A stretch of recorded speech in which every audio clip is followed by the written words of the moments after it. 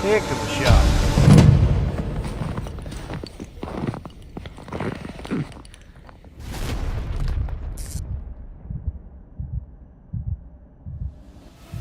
Hello everyone, Indonesia is the only country in the world home to the Komodo dragon, a giant reptile with around 3,000 to 500 individuals living on the islands of Komodo, Rinca, Flores, and nearby areas. These lizards are renowned for their powerful bite, generating a force of about 8.8 pounds, enough to inflict serious injuries on livestock like goats, wild boars, and even humans in rare cases. Drop comment number 1 to dive into the thrilling hunting journey of this unique creature.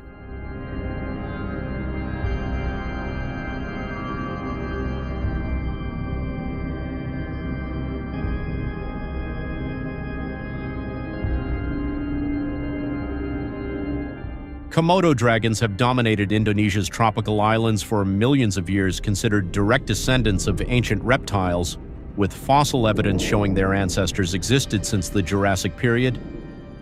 They can reach lengths of up to 3 meters and weigh an average of about 70 kilos, with some adult males reaching 90 kilos.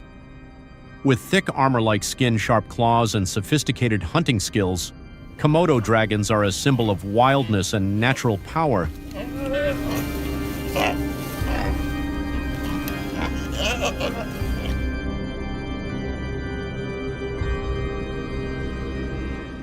According to the International Union for Conservation of Nature, as of 2025, only about 300 to 500 Komodo dragons remain in the wild, a number reflecting the species' vulnerability to threats like habitat loss and human conflict. They have remarkably adapted to the hot, humid climate of Indonesia's islands. Female Komodo dragons lay around 15-25 eggs per season, typically in the late dry season from August to September, digging burrows up to 2 meters deep to bury their eggs, protecting them from predators like wild boars or even other Komodo dragons. As apex predators, Komodo dragons feed on deer, goats, birds, and carrion, playing a crucial role in maintaining ecological balance.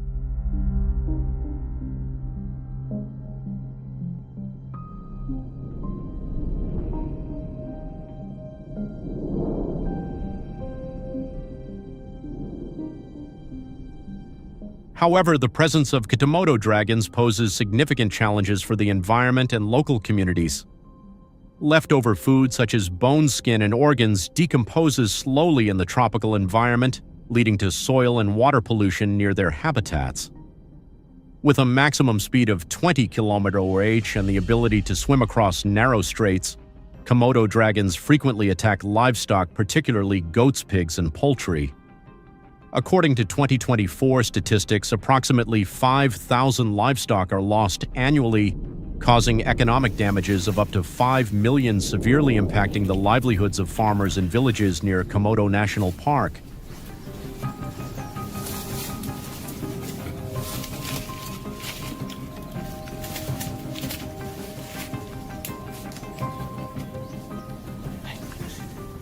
To address these issues, the Indonesian government has launched a controlled hunting campaign involving around 1,000 hunters from across the country, including experienced locals and conservation experts.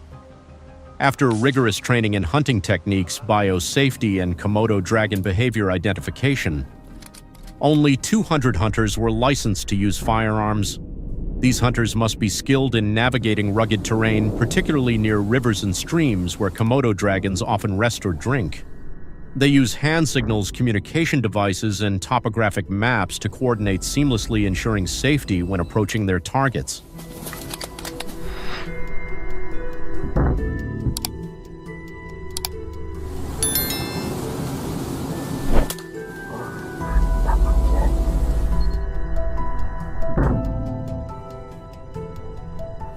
Komodo dragons possess an acute sense of smell capable of detecting blood or prey from up to 4 kilometers away, making approaching them extremely difficult and dangerous. To avoid detection, hunters often set up temporary tents as hides use camouflage clothing with neutral scents and even apply natural deodorizers like mud to mask body odor. Each hunter is permitted to cull a maximum of 30 Komodo dragons per hunting season, which runs from May to September 2025, when the species is not breeding to minimize impact on the population.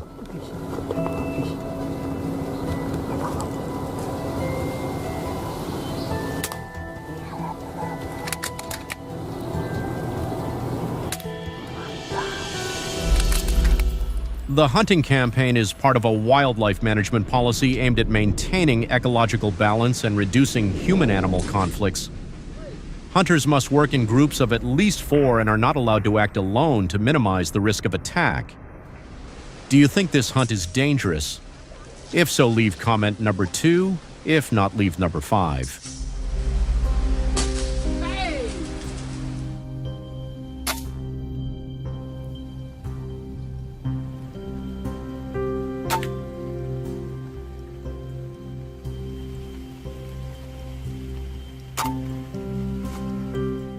Hunters are only permitted to use the .458 Win Mag rifle, specifically designed with armor-piercing bullets to penetrate the thick skin and robust bone structure of Komodo dragons. For effectiveness, they must have excellent eyesight, enabling accurate shots from up to 300 meters, and typically choose clear days without fog to improve visibility. Wet weather, especially during the rainy season from November to March, reduces the ability to spot Komodo dragons as they hide in dense bushes or rocky caves. A common tactic is using bait such as fresh goat or wild boar meat placed in open areas to attract Komodo dragons, increasing success rates by 40%. Thanks to these strategies, approximately 850 Komodo dragons were culled during the 2024 hunting season.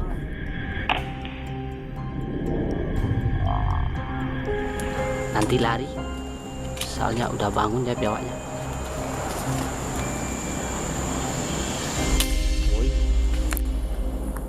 The hunting campaign not only mitigates economic losses but also aids environmental protection and enhances community livelihoods.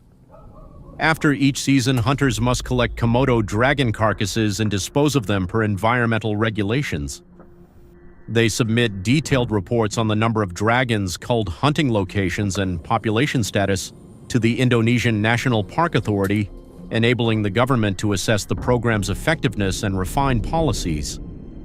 Each hunter completing their task receives a $500 stipend and permission to process a portion of the Komodo dragon meat, as regulated, such as drying it or selling it, to specialty restaurants, fostering additional income and sustainable resource use. Lihat bang. Hah, ada. Mantap. That's it bang.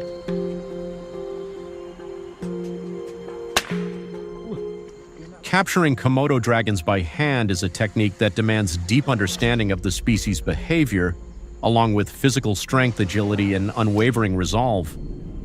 Hunters use specialized ropes, metal poles, and weighted nets to restrain aggressive dragons, ensuring safety for both humans and animals. This method is not just a hunting activity, but an art form blending the thrill of the chase with a commitment to preserving Indonesia's natural heritage. Trained hunters are adept at recognizing stress signals in Komodo dragons, such as defensive postures or hissing to minimize pain and ensure humane treatment during capture. Some hunters even keep behavioral logs, contributing valuable data to scientific research on the species.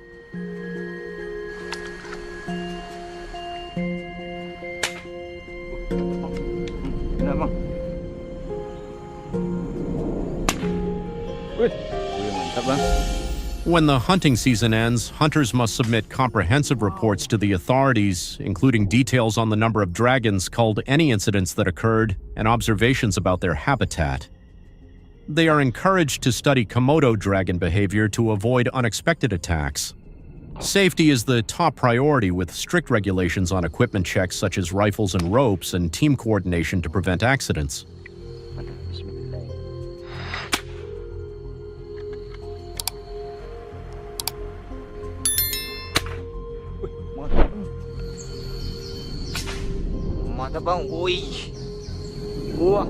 Yes, Komodo dragon meat is used as food, but only a limited amount is permitted for consumption, and this occurs in tightly regulated areas managed by Komodo National Park under strict oversight by authorities. Dragons weighing over 70 kiloi are not allowed for food use due to the risk of toxin accumulation, especially in older individuals, and they must be disposed of according to regulations to prevent disease spread. Each hunter is allowed to process a maximum of 22 kilos of meat, all of which must be inspected by Indonesian health authorities to ensure food safety.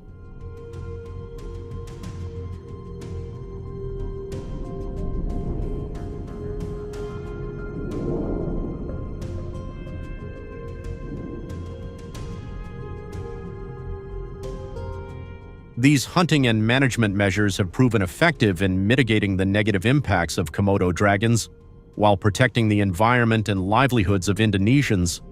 Do you have any ideas to improve these solutions, such as non-lethal methods or community education programs? Share your thoughts in the comments for us to discuss. Please support our channel with a like and subscribe. Goodbye and see you in the next video.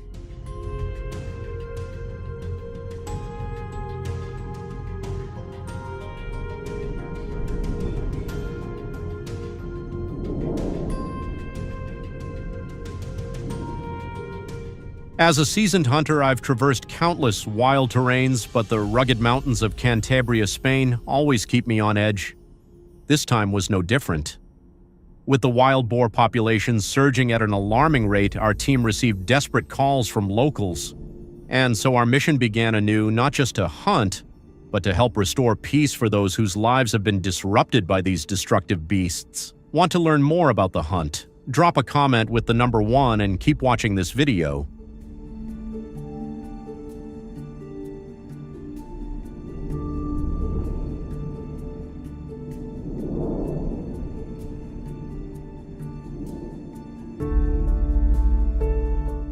We were moving along a ridge in Cantabria in August 2024, where the rugged terrain and thick underbrush forced us to tread carefully. Suddenly, the barking of hounds erupted about 50 meters ahead. Instinct kicked in my grip, tightening on the rifle, and I rushed toward the sound. A wild boar was caught in the thicket. All of a sudden, it burst free and bolted with astonishing speed. We immediately gave chase. Shots rang out as we tried to bring it down. Finally, a well-placed shot dropped the boar, now fully surrounded by our pack of hounds. I fired one more round to be sure.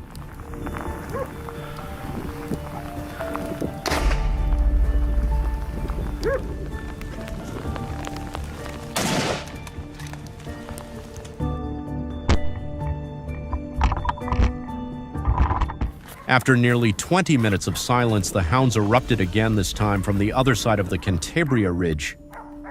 "Something's out there," I whispered, finger already on the trigger. Then, like a bolt of lightning, a massive herd of wild boars charged down the slope. One boar took a hit, but the others escaped. We weren't about to give up. Soon enough, the dogs cornered another. This time, there was no way out. The boar hesitated for a moment, then staggered and tumbled down the hill. A perfect shot.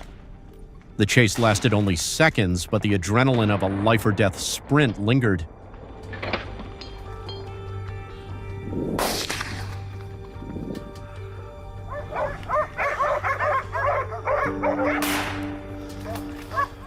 The herd scattered in every direction, but with our skilled hounds, we kept up the chase. "I've got one," I called over the radio, breathing, steady eyes locked on the target. I raised my rifle, took aim. Boom! The boar flinched, reeling from the hit. I didn't hesitate, rushing forward and firing another shot to bring it down for good. A surge of exhilaration and relief washed over the team after the intense pursuit.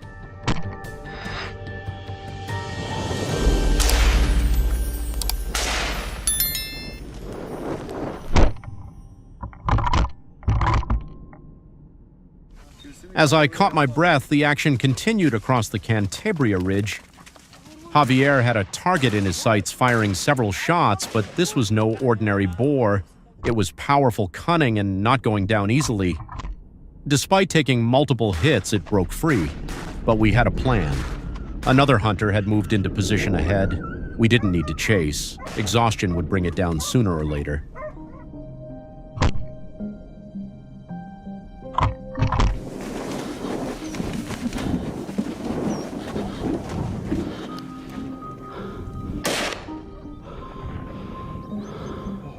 After a brief rest, we pressed on with the hunt in the Cantabria Mountains. Suddenly, a strange sound echoed from the brush to our right. I raised my hand, signaling the team to halt. Then, boom! A massive wild boar burst out, eyes wild with panic. I didn't hesitate, raising my rifle finger on the trigger. After it, I shouted. We charged forward, determined not to let it escape. Just when we thought we'd lost its trail, Miguel spotted it hiding in the thicket. This time it had no chance. The predator had become the prey.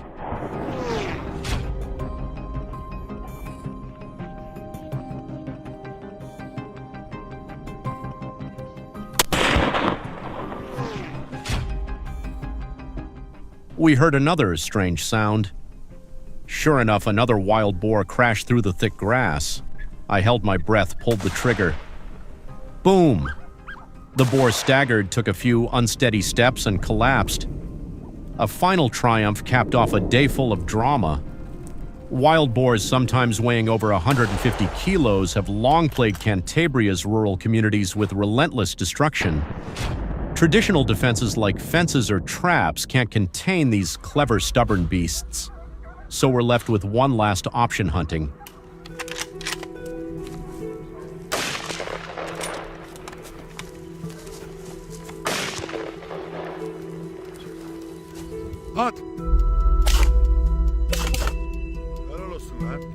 Now the 7-hour chase in the deep Cantabria forest began at dawn in August 2024. Our team followed a narrow trail venturing deep into the woods. Suddenly, the hunting dogs barked fiercely, a clear signal. We immediately picked up the pace, deploying a surrounding formation. I loaded my rifle and fired as soon as I got the signal. The wild boar was taken down cleanly in a flash. A perfect start. Right after felling the first one, I quickly reloaded, ready for whatever might come next.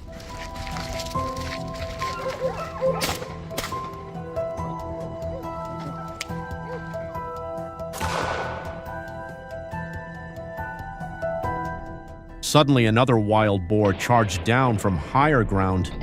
I didn't hesitate and pulled the trigger. One shot was enough, and the beast dropped on the spot.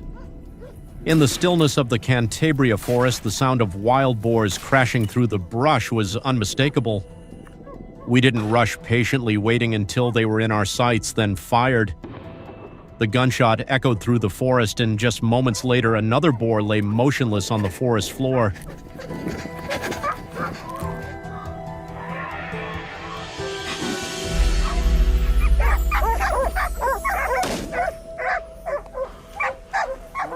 Holding high ground always gives hunters an advantage.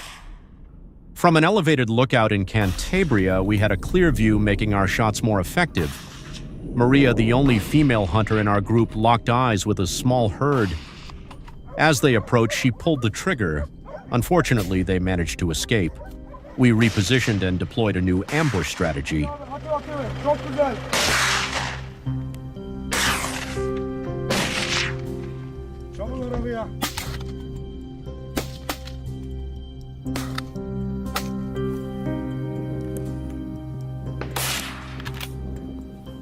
Before long, a herd appeared, and Carlos, the closest hunter, fired. With a single decisive shot, the boar collapsed motionless on the spot. Observing from a distance, we spotted a familiar dark shape running. The hunter beside me took a confident shot. Just a few steps later, the boar dropped dead.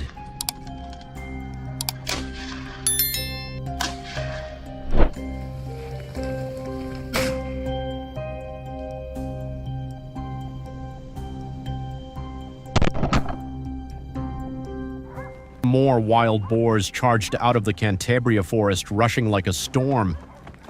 As they fled in panic, we fired relentlessly. When the dust settled, several boars lay motionless, left behind in the depths of the forest. Day and night, locals lived in constant fear as crops were uprooted, trash cans ransacked, and vehicles collided with these four-legged beasts on highways. They breed rapidly, destroy everything in their path, and show no fear of humans. Authorities are helpless, locals are frustrated, and that's when hunters like us step in.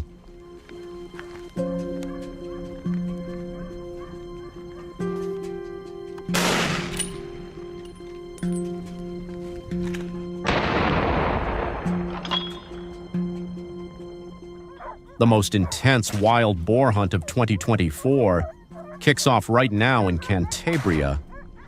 Seasoned hunters gather gearing up at the foot of the mountain to begin the chase. We split into groups, taking positions along the slopes with a clear view of the valley below. The barking of the hunting dogs grows louder, a clear sign that the target is being fiercely pursued.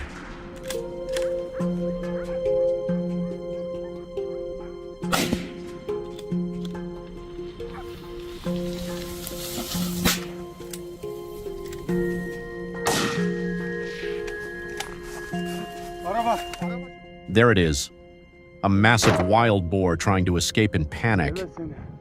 Without hesitation, I raise my rifle aim and fire. Following the dog's barking, I catch a glimpse of another boar moving into view. I don't give it a chance firing again. A series of quick, precise shots brings it down easily.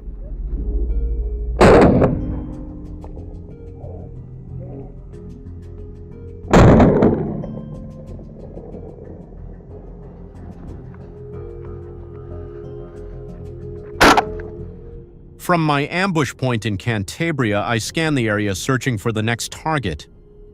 Before long, I spot a boar staggering from the dry brush in the valley below.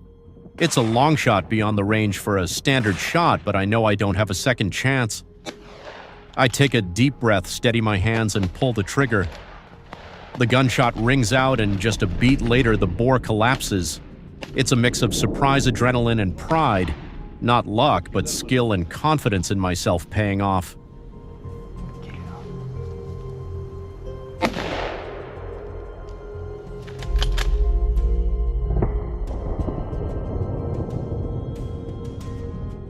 I quietly weave through the Cantabria brush, each step silent and cautious.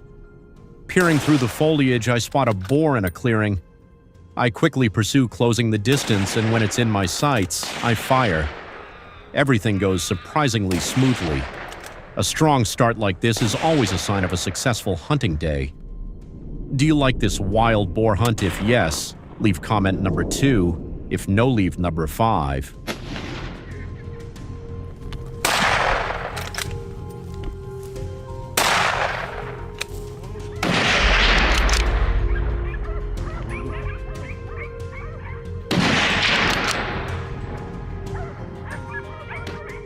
After a tense chase, the wild boar herd scatters in all directions. I quickly move to a thicket in Cantabria for an ambush. Time crawls by each second, feeling like a century, but I know patience always pays off. Suddenly, a boar charges out its footsteps, giving me just enough warning. I don't hesitate, sharp reflexes kick in. A crisp shot rings out and the boar drops. A swift, clean, and decisive ambush.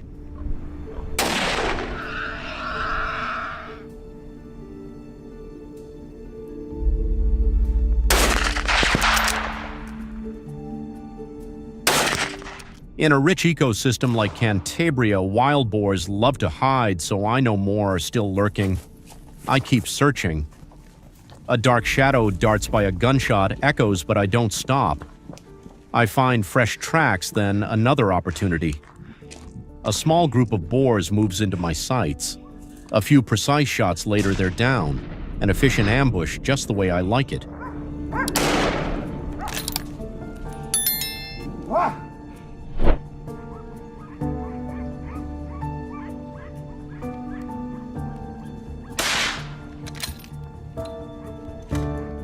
After several tense encounters, the team started feeling fatigued.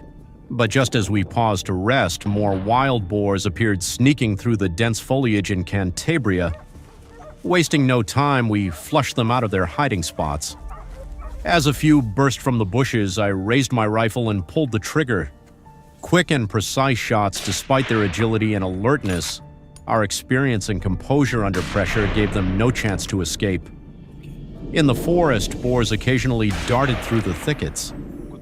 We didn't miss a beat, relentlessly pursuing surrounding and seizing every opportunity to strike.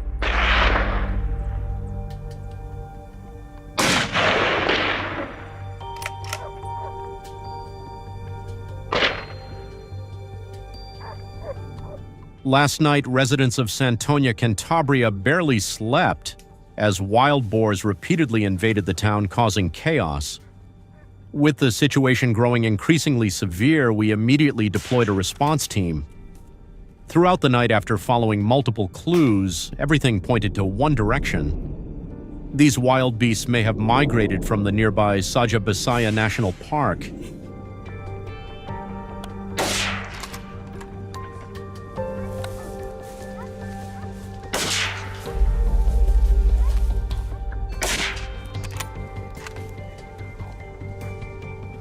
As usual, we set out early in August 2024, heading into the Cantabria forest where wild boars were hiding. Everyone on the team was fully equipped with weapons essential gear, and most importantly, our loyal hunting dogs, indispensable partners in any boar hunt. As soon as we positioned ourselves, a herd of wild boars suddenly burst out from the distance in a frantic escape. Without hesitation, we locked onto our targets and fired. The gunfire echoed through the forest. One bullet struck a boar which tumbled a few times before collapsing. The first trophy of the day.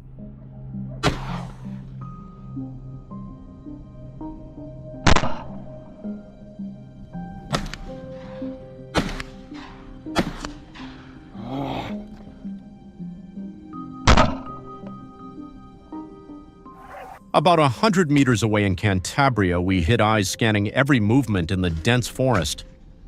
The familiar rifle was loaded and ready. All that was left was waiting for the right moment. After 10 minutes, the sudden sound of pounding hooves broke the silence. I adjusted my aim and pulled the trigger decisively.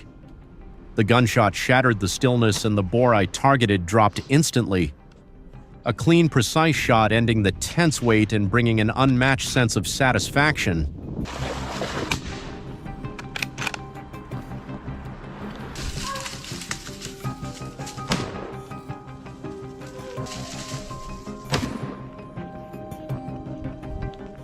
But that wasn't the end.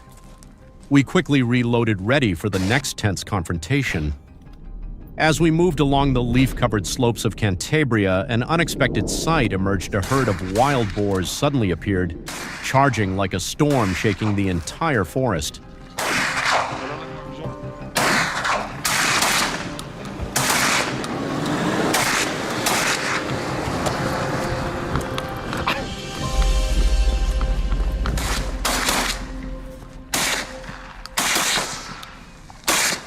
Determined not to lose the trail, we picked up speed, closed in, and quickly narrowed the gap. Before long, the rifle fired again, and an adult boar was taken down in a flash. I caught up with one that had broken from the herd, swiftly choosing a strategic shooting position. As it charged past, I acted immediately, dropping it with a clean shot, giving it no chance to escape.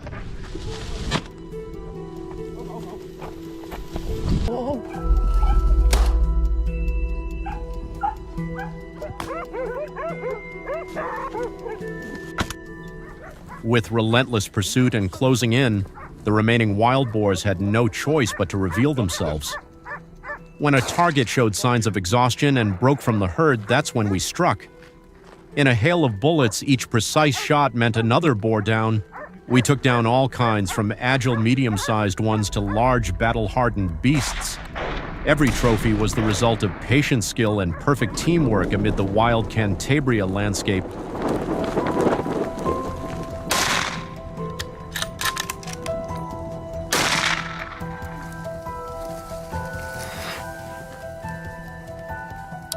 Moving to a new ambush point in Cantabria, something suspicious suddenly caught the team's attention. Wasting no time, we took our positions, eyes scanning every corner of the surrounding area. There it was. A familiar dark shape emerged. I held my breath, pulled the trigger with determination, and the boar dropped instantly, ending a thrilling chase.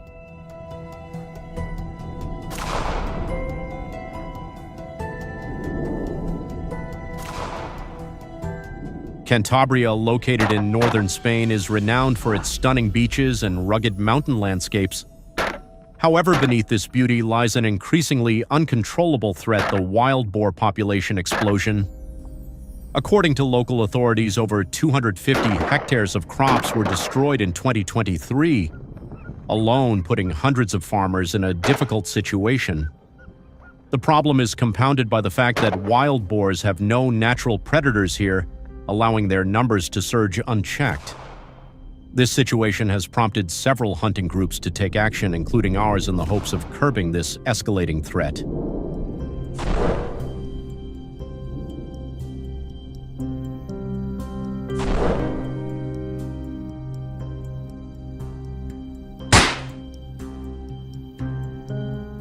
As soon as we arrived in the western mountains of Cantabria, one of the region's wild boar hotspots, we took our positions. It didn't take long. Just a few minutes later, we spotted a boar running at high speed. Without hesitation, we pursued and fired, bringing in the first prize of the day. To our surprise, it wasn't just one boar, but several others nearby. The air suddenly filled with the sound of barking dogs and the wild boar's screeches, making the atmosphere tense and charged. At. Çek abi, çek boltu çek. İnsanlara dikkat. We continued with a series of relentless attacks, taking down several boars right on the spot. What shocked me the most was their size, massive, muscular, with bodies as thick as monsters hiding in the forest. After leaving the woods, we moved to a lower hill in Cantabria with a clear view ideal for spotting targets. From there, I fixed my sights on a massive, powerful alpha boar fleeing. Holding my breath, I lined up the perfect shot and brought it down with a single bullet. The team then shifted focus to the other boars nearby, hoping to take down a few more.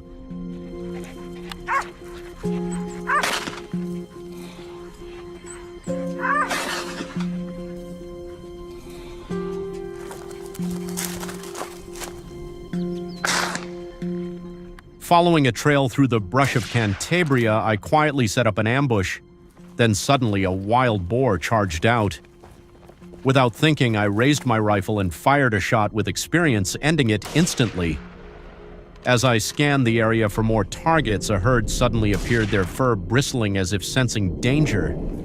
They scattered chaotically through the brush. After observing for a moment, I spotted one rushing through my line of sight.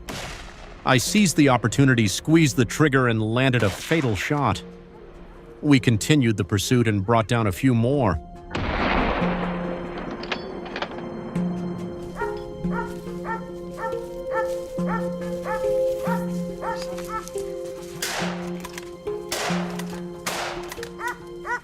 What surprised us was how many wild boars were still out there.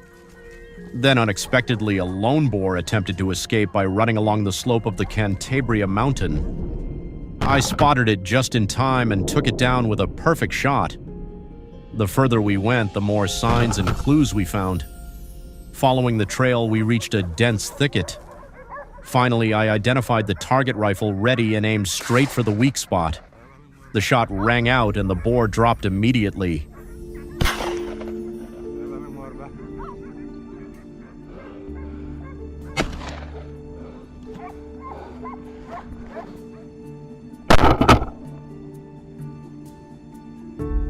Wild boars can breed year-round, with each litter consisting of 6 to 10 piglets. If left unchecked, they will continue to destroy crops and threaten the livelihoods of the people of Cantabria. While we managed to take down quite a few today in the grand scheme, this is just a small chapter in the long battle against these intelligent and dangerous creatures. Thank you for watching this video to the end. please support us with a like and subscribe to our channel. Goodbye, and we'll see you in the next video.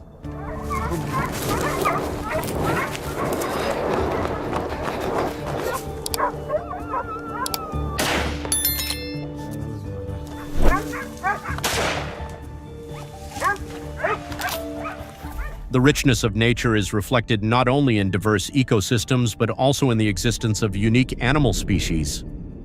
One such species is the red fox, known for its vibrant red fur and sharp eyes.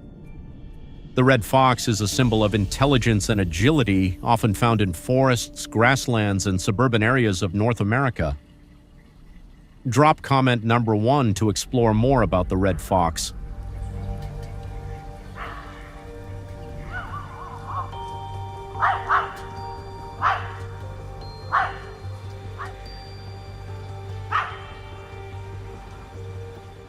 The presence of red foxes not only helps maintain ecological balance, but also enhances the natural beauty of their habitats. With their remarkable adaptability, red foxes are a testament to the wonder and richness of nature that we must protect.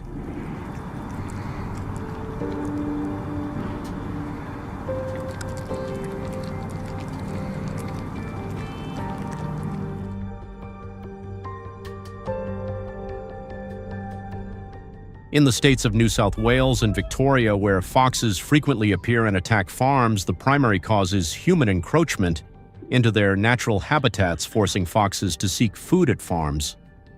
This has created a challenging situation for farmers who are concerned not only about the safety of their families, but also about economic losses. The increase in fox attacks has raised alarm among farming communities as they face significant damages and struggle to protect their poultry.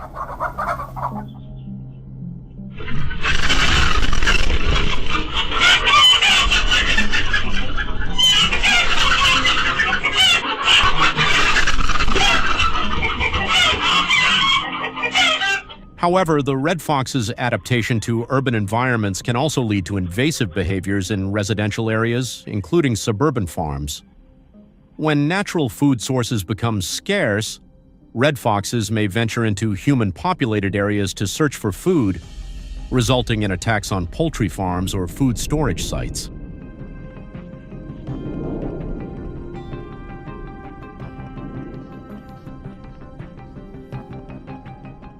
These behaviors not only cause property damage, but also raise concerns about the safety of residents and pets.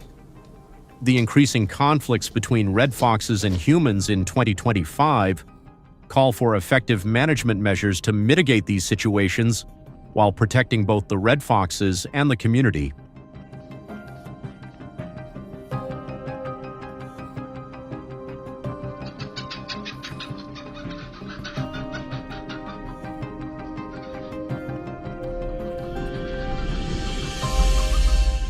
To implement hunting measures effectively and humanely, choosing the right location is crucial.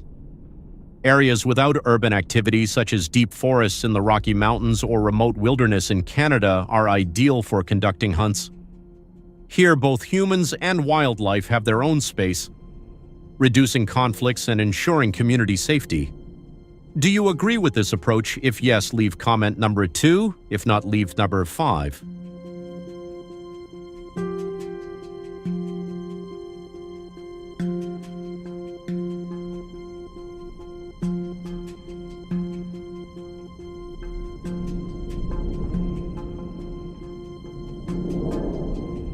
When hunting red foxes, thorough preparation is essential to ensure safety and effectiveness.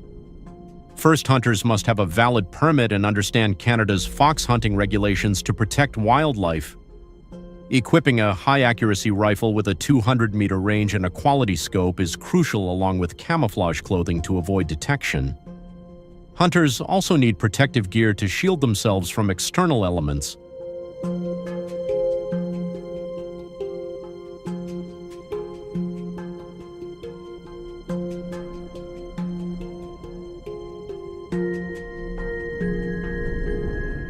When approaching red foxes, maintaining a safe distance is essential. Hunters should observe from afar, about 150 meters, to assess the fox's behavior and only move closer when certain it won't be startled. When the target is within shooting range, act decisively but cautiously, ensuring the shot is accurate and swift. Decisiveness and attention to safe distance not only increase the likelihood of success but also protect the hunter and the surrounding environment.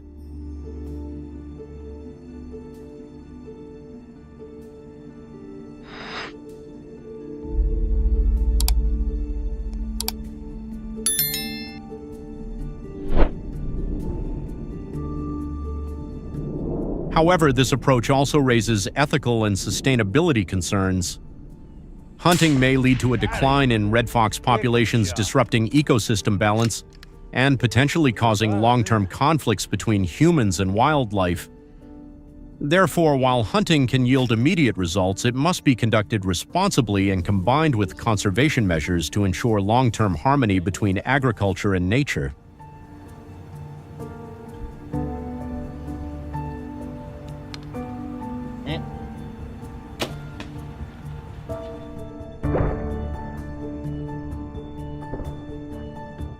Instead, we can use environmentally friendly trapping methods, a more effective and humane solution for managing red fox populations. Modern traps are designed to avoid injuring animals, allowing them to be safely captured without harm. By placing traps in areas where foxes frequently roam in suburban Ontario, we can control their numbers without resorting to killing.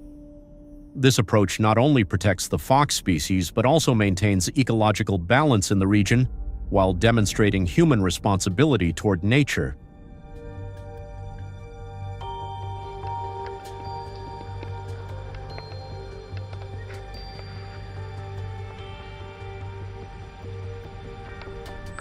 Additionally, creating suitable habitats for red foxes can enable more proactive control without the negative impacts of hunting. By establishing conservation areas in the Canadian prairies or ecological zones where red foxes can live and find food naturally, we can reduce human-wildlife conflicts. Simultaneously, educating communities about the importance of red foxes in ecosystems and how to safely interact with them can raise awareness and alleviate concerns.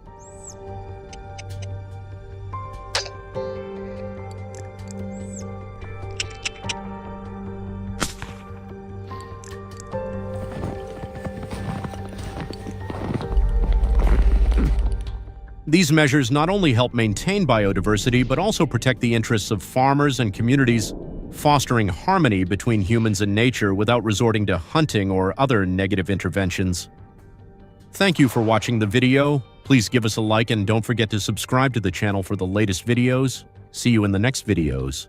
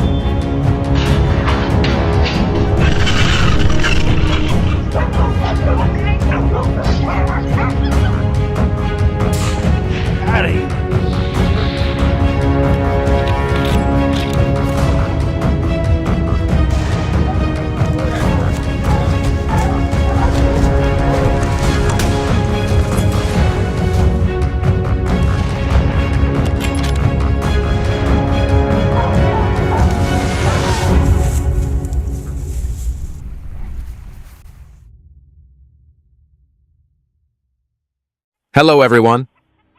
In Australia, many poultry farms are facing severe consequences due to the attack of thousands of foxes. The Australian government has discussed and implemented measures to address this fox invasion. Leave a comment with the number 1 and let's explore the situation and experience the journey of solving this issue together.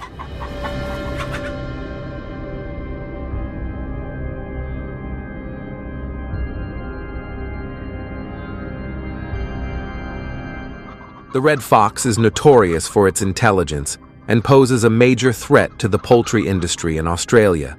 They raid chicken farms, creating challenges not only economically, but also for maintaining sustainable farming.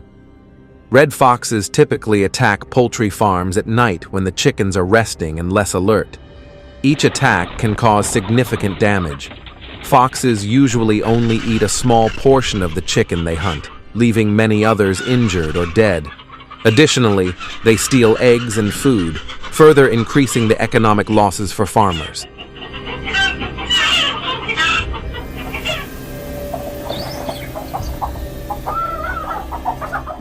According to 2023 statistics, the Australian poultry industry has suffered losses of around 1.5 billion USD due to red fox attacks.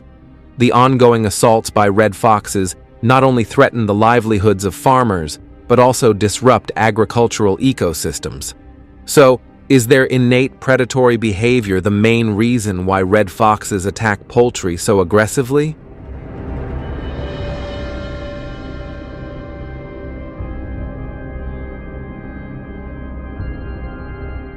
Red foxes were introduced to Australia in the 19th century to hunt rabbits.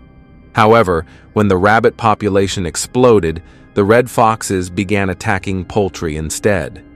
Without natural predators in Australia, their numbers grew rapidly. A single red fox can give birth to 4 to 10 pups each year. The growing fox population has created a challenging situation for Australian farmers and altered the ecosystem. With their nocturnal hunting behavior, sharp hearing, and keen sense of smell to detect prey, controlling and preventing fox attacks on poultry has become even more difficult.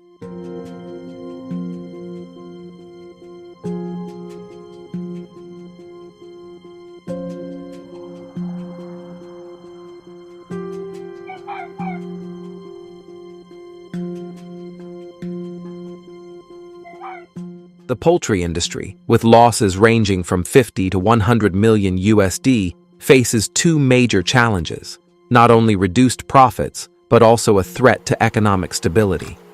This creates difficulties for the farming community and drives the need for management and control measures to minimize the impact of foxes on poultry farms.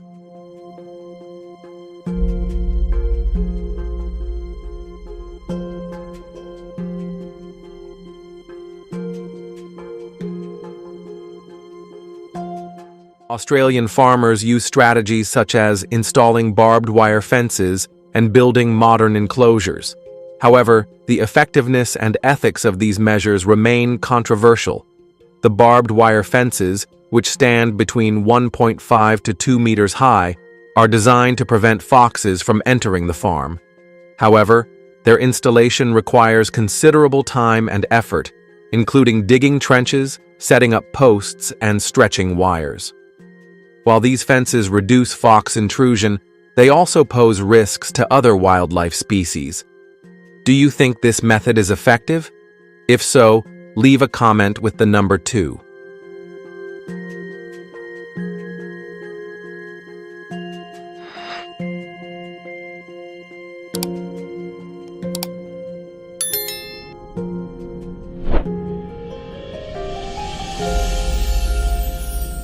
Hunting red foxes is a key strategy implemented when their population reaches levels that threaten both the environment and poultry in Australia. Here is an overview of how hunting is carried out and evaluated by the community. Fox hunting focuses on reducing their population and is conducted year-round. However, each state has its own regulations. In Queensland, hunting is only permitted from May to August.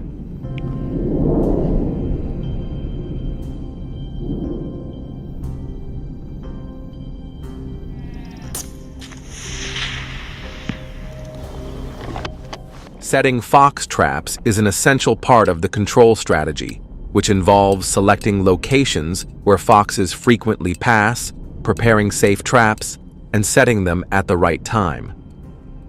Fox hunting is a common activity in Australia, especially in agricultural areas where foxes pose a threat to poultry.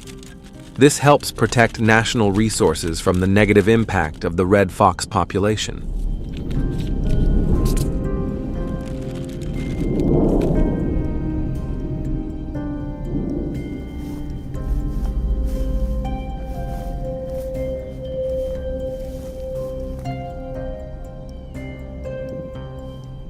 The red fox is considered an invasive species, causing harm to Australia's ecosystem.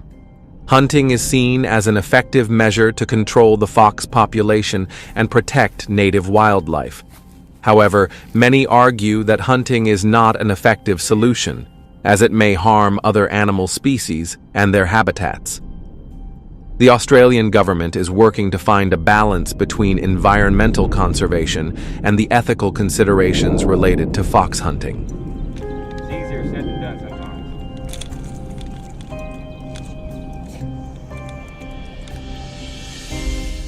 If you believe that building modern enclosures and installing fences are effective in protecting poultry farms from foxes, comment number 1. If you agree with hunting and setting fox traps, comment number 0. Don't forget to like and subscribe to see more upcoming videos.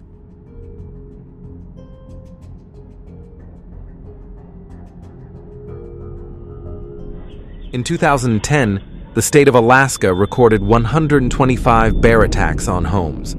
Fortunately, no one was injured in these incidents.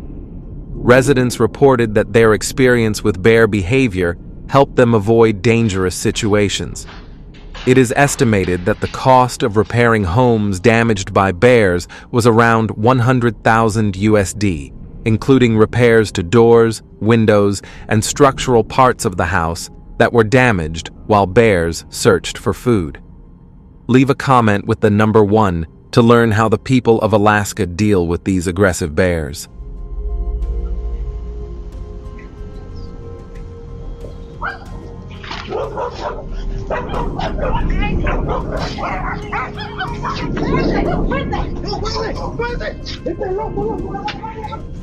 In the wild, hunters often encounter bears. Weighing an average of 600 pounds, 270 tug, bears can charge at hunters without warning. When a hunter sees a bear approaching, yelling loudly can be a simple action that might save their life. In this situation, stepping back and shouting, "I'm leaving, back off," or "Hey bear, go away," is effective. Therefore, bear spray becomes an essential tool for hunters to protect themselves.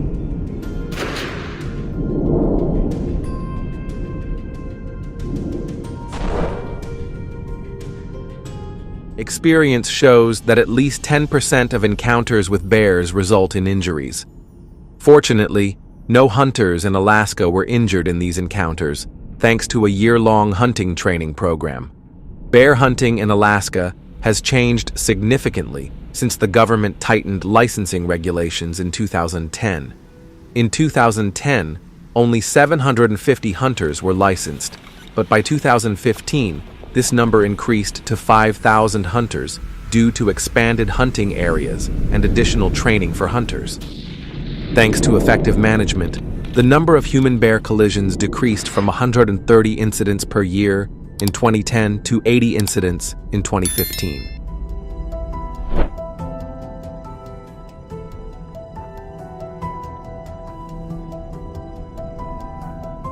These courses simulate real-life situations, such as dealing with a bear approaching from a distance of 100 feet, 30 meters, or closer. This helps hunters learn how to handle emergency situations and ensures the safety of both themselves and the animals.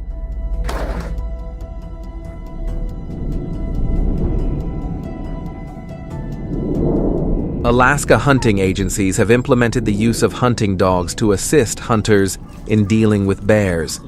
In each hunt, hunters are allowed to use 5 to 7 hunting dogs to help track and locate bears. However, the black bear's instinct allows it to climb trees quickly to escape danger. Therefore, the purpose of using hunting dogs is to drive the bear up a tree, making it easier for hunters to observe and shoot. Comment number 1 if you think using plot dogs is new. Share this video with others for good luck.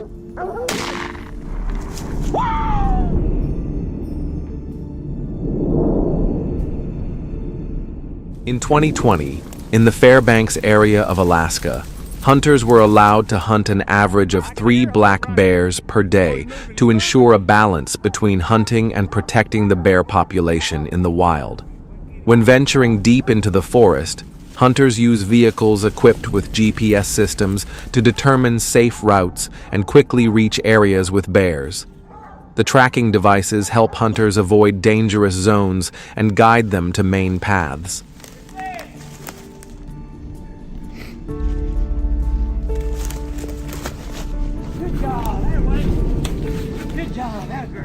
The Alaskan government often uses hunting dog breeds such as hounds and curly-bed dogs to assist hunters in dealing with bears.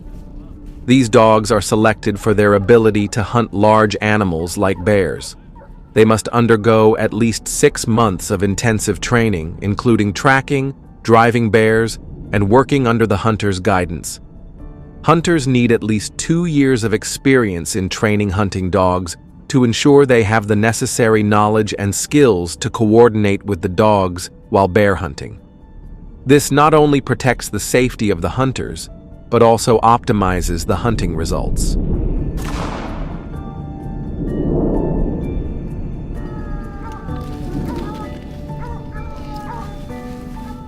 The effective use of hunting dogs has reduced the black bear population in Alaska to around 100,000, helping to maintain a balance in the bear population.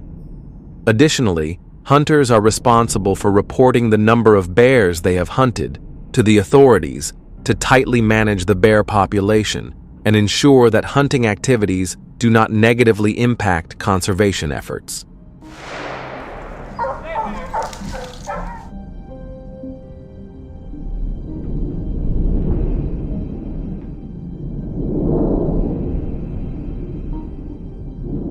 By the spring of 2024, the use of hunting dogs in Alaska has changed, with hunters beginning to use plot dogs to increase bear hunting effectiveness. Notably, plot dogs have high endurance, allowing them to track bears over long distances and in harsh weather conditions. These changes have forced hunters to pay closer attention to regularly updated hunting policies. Hunters should stay informed about new regulations and laws from state hunting agencies through Alaska's official government websites or annual hunting discussion meetings and reports. Have there been any bear attacks in your area? Leave a comment below.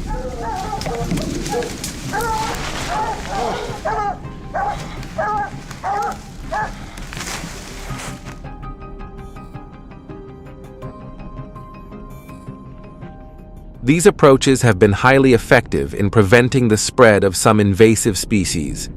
Do you have any ideas for better solutions? Share your thoughts in the comments so we can discuss. Thank you for watching the video. If you liked it, don't forget to hit like, share, and subscribe to the channel. Be sure to tell your friends so they can watch too. Goodbye, and see you in the next video.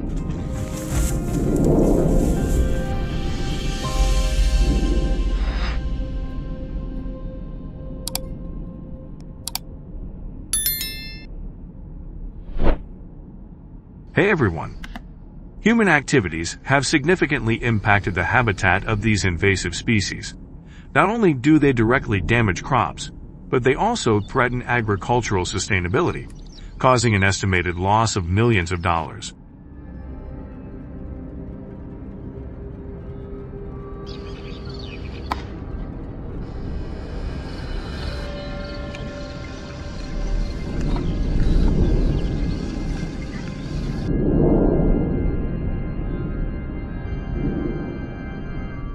What measures are being taken to protect cornfields from their invasion? How have farmers implemented these strategies? Leave a comment with the number 1 to explore this with us.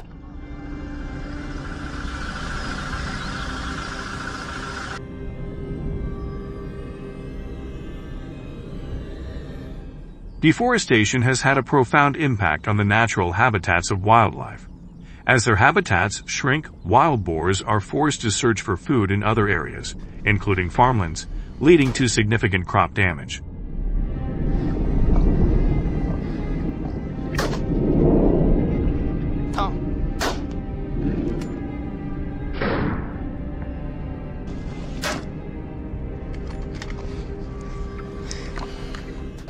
According to estimates from the U.S. Department of Agriculture, wild boars cause substantial damage to the nation's corn industry.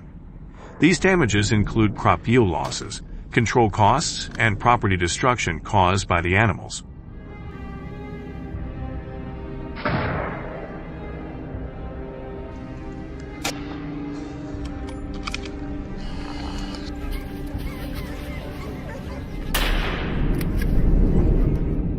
Deforestation has intensified conflicts between humans and wild boars.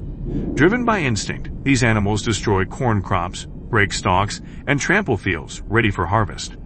Their intrusion not only damages crops but also leaves farmers increasingly concerned.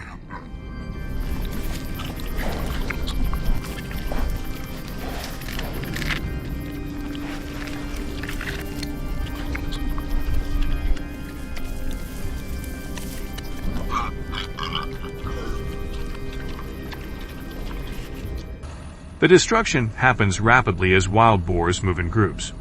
The inevitable losses pose a direct threat to corn yield and farmers' income. During harvest, many farmers have encountered wild boars trapped in the blades of corn harvesters. Shockingly, they are flung out, sustaining severe injuries across their bodies.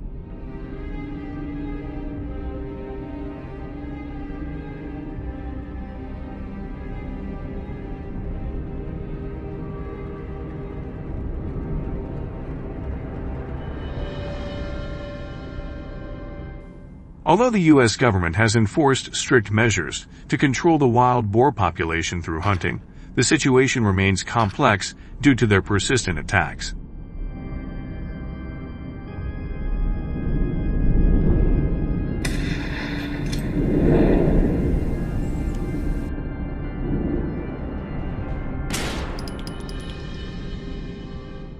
Terrifying incidents occur when wild boars attack hunters. One notable case involved a massive 250-pound boar that suddenly charged at a group of hunters in the forest. The aggressive animal lunged straight at them, but fortunately, the hunters managed to dodge in time. Their quick reflexes ensured their safety in this intense encounter.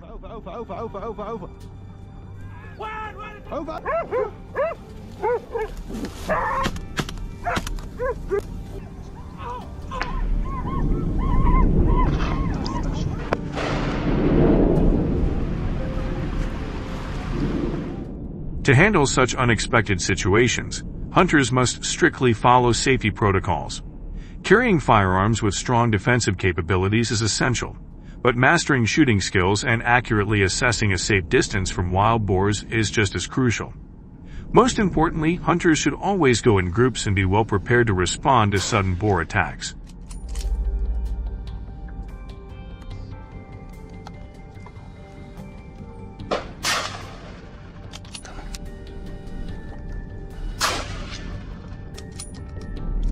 In the U.S., hunters must comply with strict licensing requirements to hunt wild boars. These permits often require completing a wildlife management and safety training course to ensure ethical hunting practices. Hunting is only allowed outside residential areas and conservation zones. To promote fair and humane hunting, hunters are prohibited from targeting pregnant boars or piglets.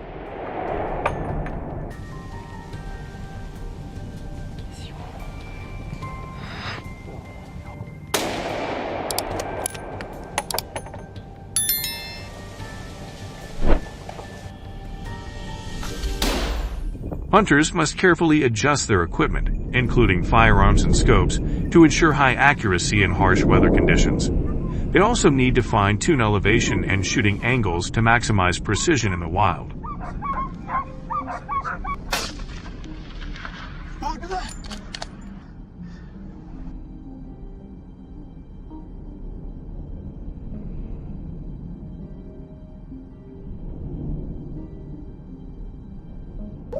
Hunting as a team is a collective experience that enhances safety in dangerous situations. Hunters can learn and improve their skills, patience, and teamwork with each wild boar hunt. Typically, a group consists of at least 5 to 7 members to provide support.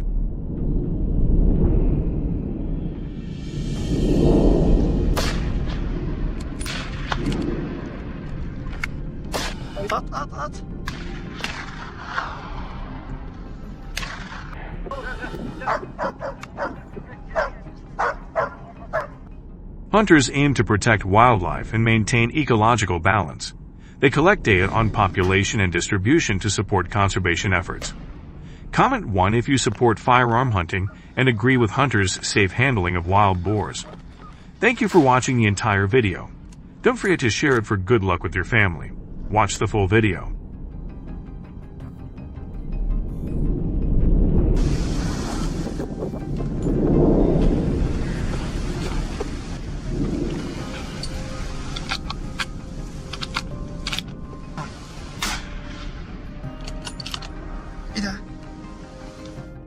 In Australia, elephants have also become a growing concern. One day in a certain area, an elephant caused major disruption by aggressively blocking traffic on a highway. Weighing an average of 12,000 pounds, these massive animals can collide with vehicles, create severe traffic congestion, and cause significant damage to cars.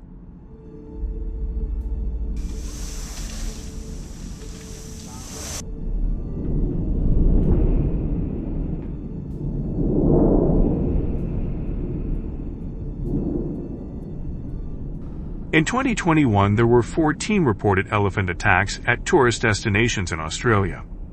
Fortunately, no casualties occurred, as victims were promptly taken to the hospital. The issue of invasive elephants attacking tourist sites not only leads to economic losses, but also negatively impacts Australia's tourism reputation. Timely intervention from authorities is crucial to addressing the problem of elephant invasions in the country.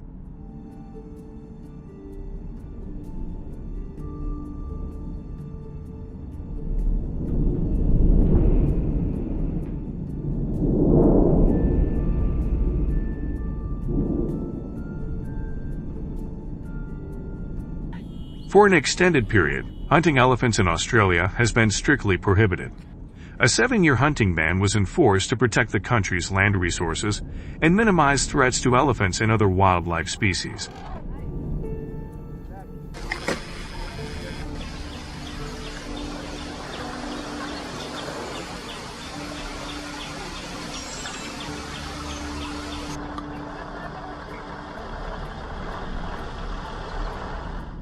However, due to severe attacks and the rapid reproduction of invasive elephants, the Australian government eventually lifted the ban, allowing hunting to resume. According to the latest data, the population of invasive elephants in Australia has decreased from 130,000 to approximately 88,000 as a result of these hunting efforts. Again, shoot again.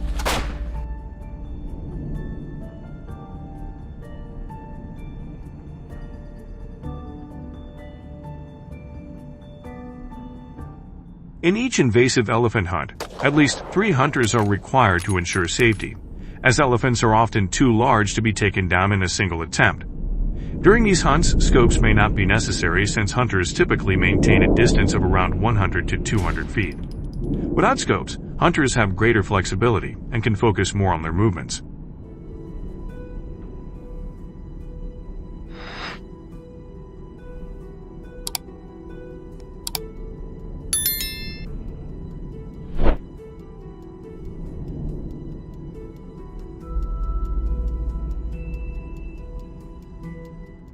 Hunters must be experienced in handling close encounters with invasive elephants to avoid the dangers posed by their massive size and speed.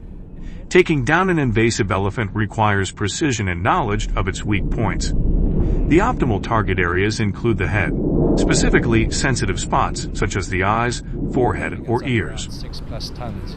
Hey! Let's go. Let's go. He's down. Thanks, man.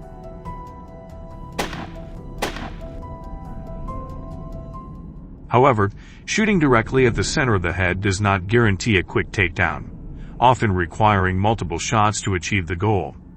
Hunters undergo specialized training in Australia to develop these skills. The environment for hunting invasive elephants is highly dangerous, with frequent encounters with hyenas and other wild animals.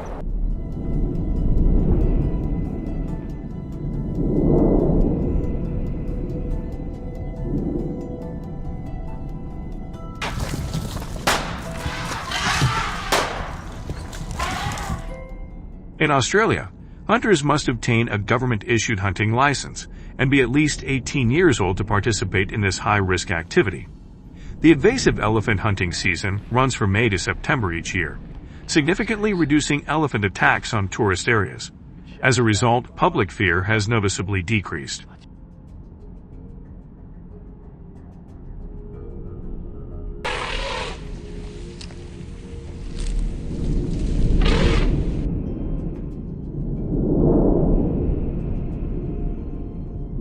During the hunting season, locals and hunters in Australia strictly adhere to the ban on hunting pregnant elephants and calves. Each year, the number of elephants hunted ranges from 50 to 100, regulated by government agencies to ensure population control. Violating license regulations results in severe penalties.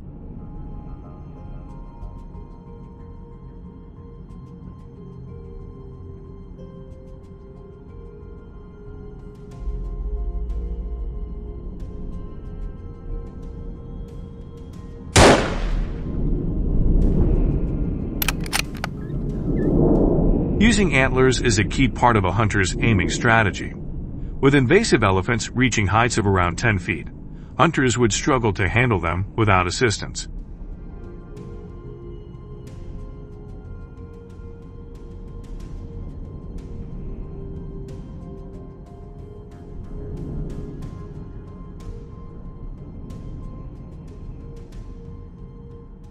Traveling by car across rugged terrain at speeds reached on challenging landscapes, hunters can save time and energy when moving to hunting areas. The speed of cars on wild terrain ranges from 20 to 40 miles per hour.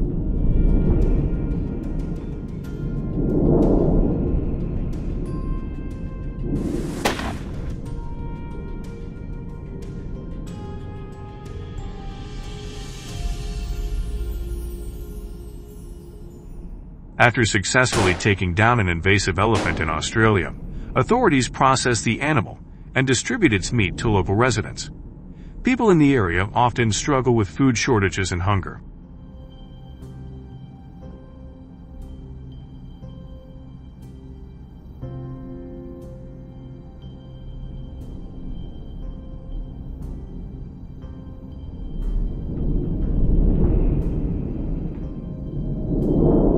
Hunting invasive elephants in Australia has sparked controversy and lacks public support for various reasons. This practice disrupts the ecosystem, as a decline in elephant numbers can lead to an overgrowth of grass and vegetation, increasing competition among other wildlife.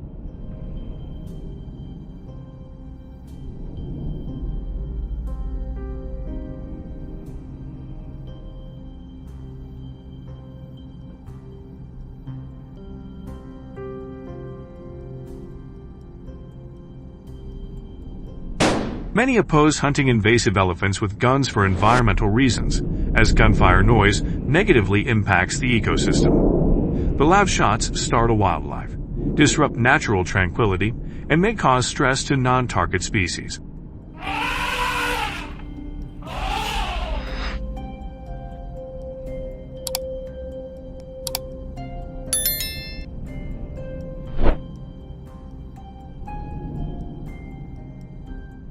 Many hunters have ignored regulations on elephant hunting, creating a serious environmental issue.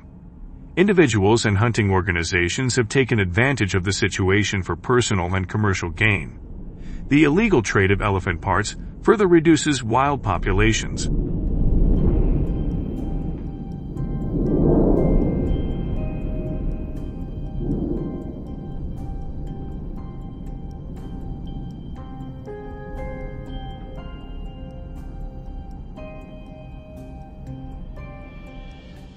This issue has prompted local authorities to intervene, cracking down on illegal trade, deploying rescue teams to free elephants from traps, and relocating them to wildlife conservation centers.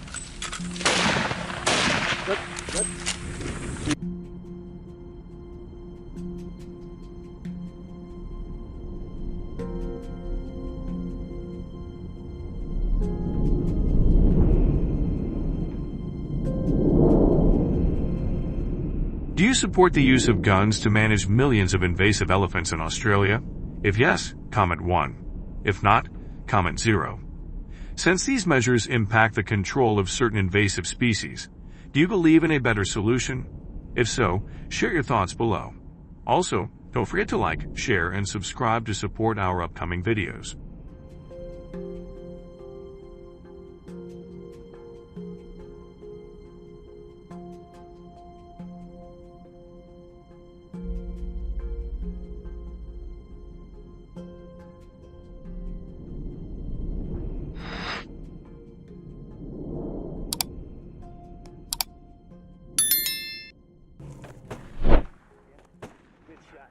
Good shot, second shot.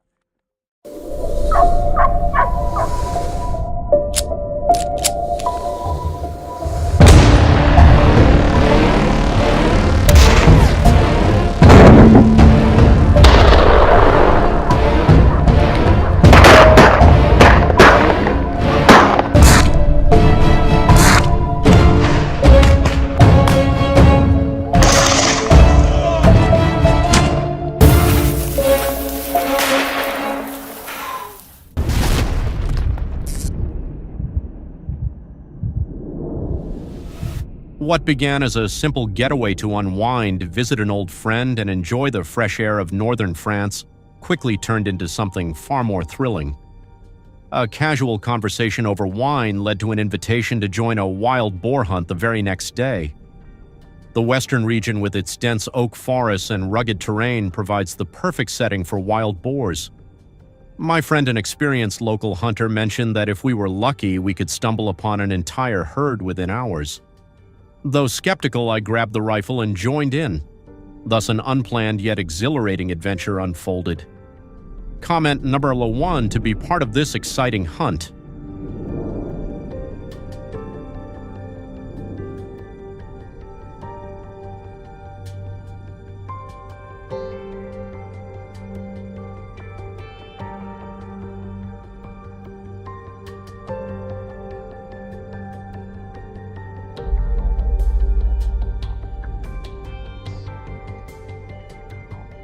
Barely a few seconds passed when 2 wild boars appeared charging across the path with incredible speed.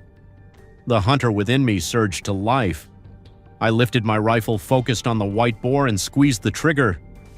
The first shot missed its mark, but on the second try, I couldn't let it slip away. The boar tumbled a few times before lying motionless on the other side of the path. An impressive start, I thought. I was certain I'd earned some respect from the local hunters on my first outing with the team.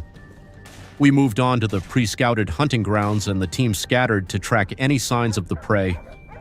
I decided to take cover behind a dense bush, waiting quietly. 15 minutes of stillness passed before another wild boar appeared.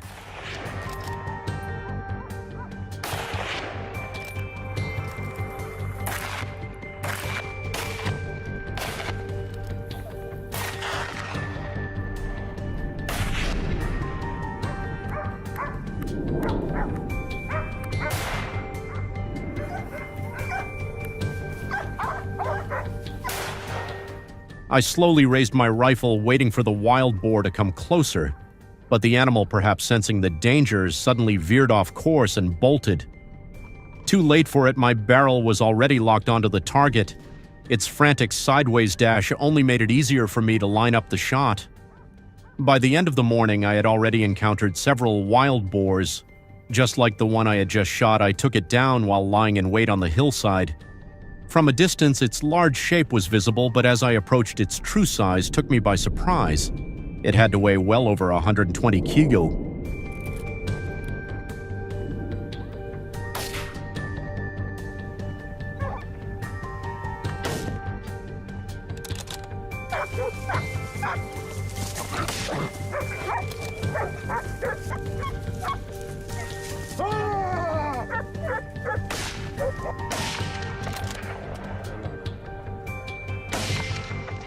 Around noon, I finally got the moment I had been waiting for, a confrontation with an entire herd of wild boars. I spotted their shapes in the distance and quickly sprinted to a nearby hiding spot, staying as quiet as possible while I waited for the perfect opportunity. The sound of hooves crunching through the dry leaves grew louder. Then the led boar appeared, followed by the massive herd charging across the path. There was no time for hesitation. I raised my rifle and began firing in rapid succession.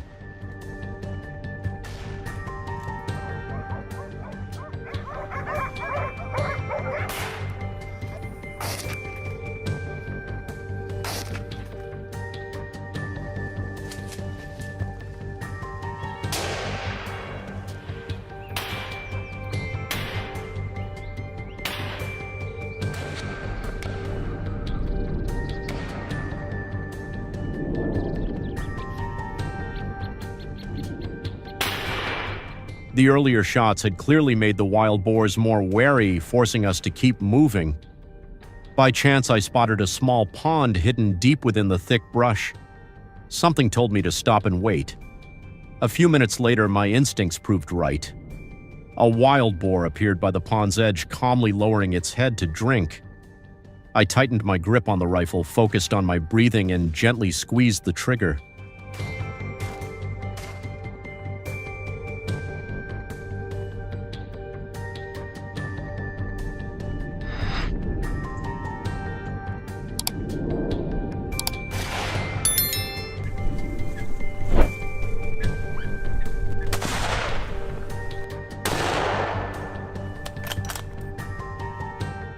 After the successful shot earlier, the team slowly made our way out of the oak forest.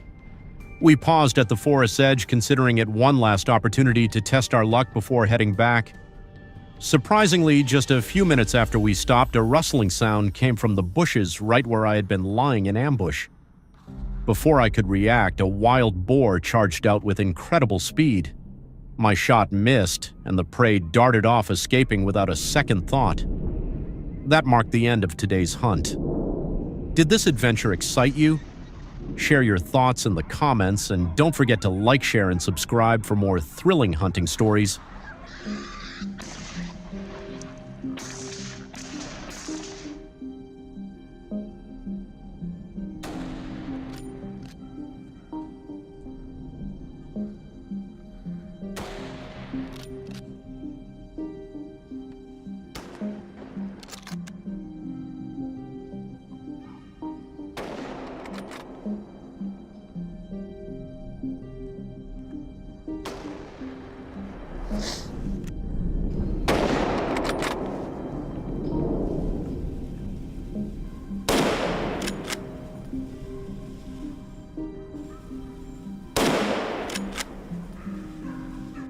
The few days I spent in Greece gifted me with countless unforgettable experiences, one of which was a wild boar hunt in the Amaranthus Mountains during the chilly winter.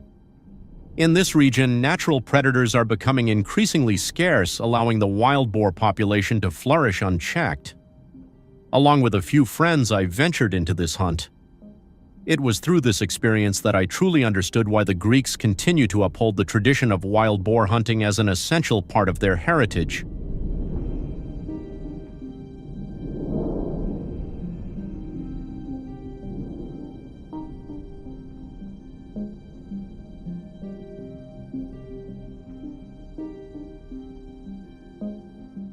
After a quick breakfast, we climbed into our familiar vehicle and set off toward the Amaranthus Mountains in the western Peloponnese. It was the season when wild boars were highly active, making it the perfect time for hunting. The fresh snow made it easy to spot their tracks, and I kept a sharp eye on them as I moved swiftly, sensing that the prey was close. Do you enjoy hunting wild boars with a rifle? If so, leave comment number 2, if not, leave number 5.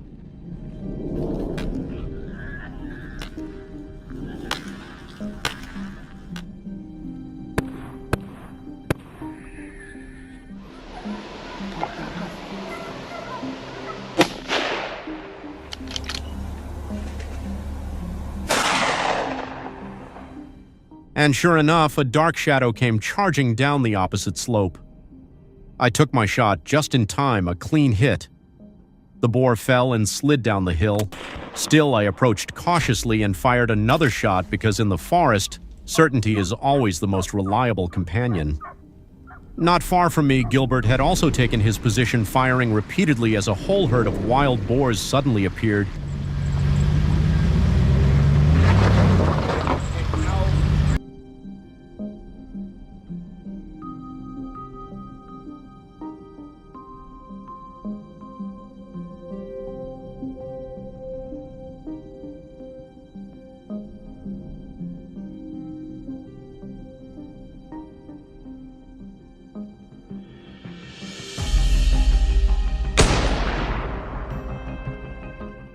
However, wild boars are no easy prey.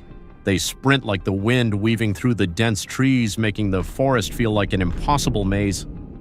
Despite Gilbert's best efforts to keep up, aiming in such conditions proved to be incredibly difficult. In the blink of an eye, the entire herd had vanished as quickly as it had appeared. After about half an hour of trekking, we found ourselves nearing the mountain's peak.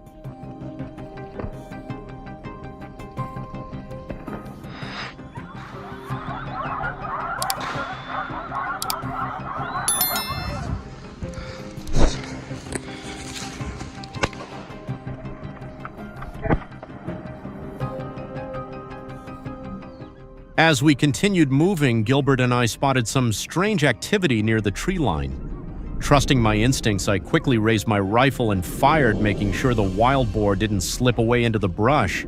One clean shot, as precise and swift as I prefer. By the time we reached the mountain peak, the air had turned colder and the snow underfoot was thickening, but the distant barking of dogs urged us forward. Out of nowhere, a dark figure emerged. Gilbert steadied his rifle and took a perfect shot. At close range, the boar had nowhere to run this time.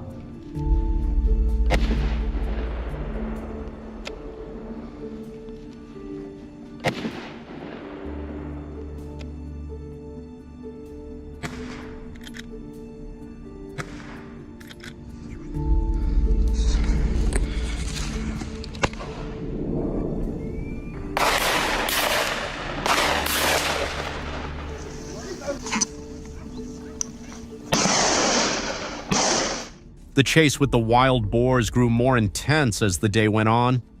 Every moment counted, and we pressed on through the afternoon, seizing every opportunity. Our hunting dogs stayed close, helping the team track down new targets. The snowstorm worsened, forcing us to head downhill for shelter. We set up a temporary tent, and I waited quietly for my teammates to return. As I sat there in silence, the distant sound of barking dogs and gunfire suddenly snapped me into action. Without hesitation, I raised my rifle, aimed, and fired. The boar collapsed in the thick snow.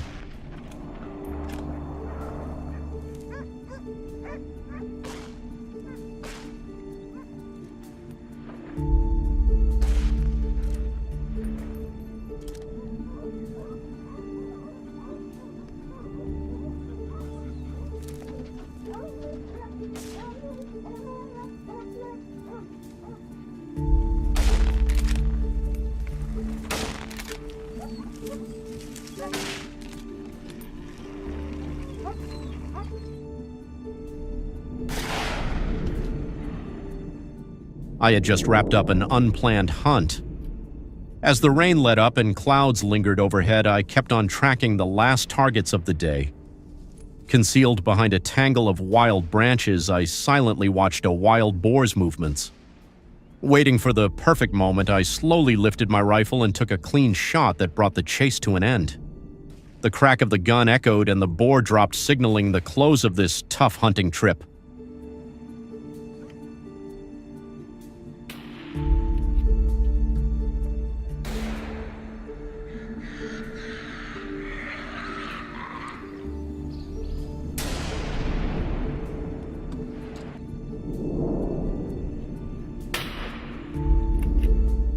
The obstacles we encountered along the way weren't just about the hunt.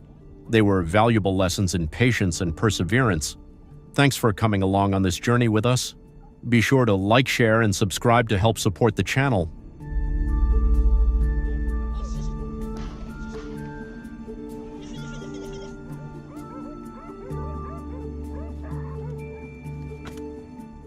Get ready for an all-new challenge.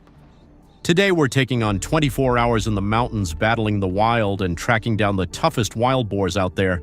With rough terrain, intense weather, and unexpected twists, can we pull it off? The results of this adventure might just surprise you.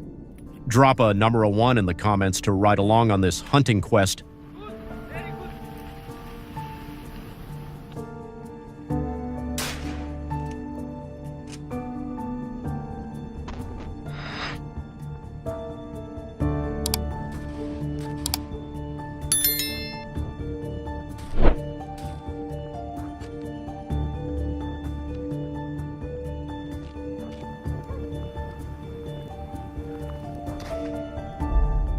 Over the past few decades, the wild boar population in France has grown significantly, now estimated at around 1 million. These animals have caused major damage to crops and farmland, especially in Brittany, where compensation to farmers jumped from $185,000 to $455,000 in just 1 year. In response, the government has promoted hunting efforts, resulting in a noticeable rise in the number of hunters, particularly among women and younger generations.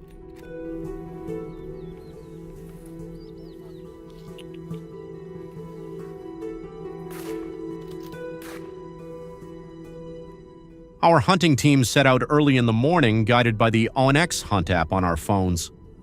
This app combines digital maps with GPS data, helping us pinpoint legal hunting zones, study the terrain, and track animal movement.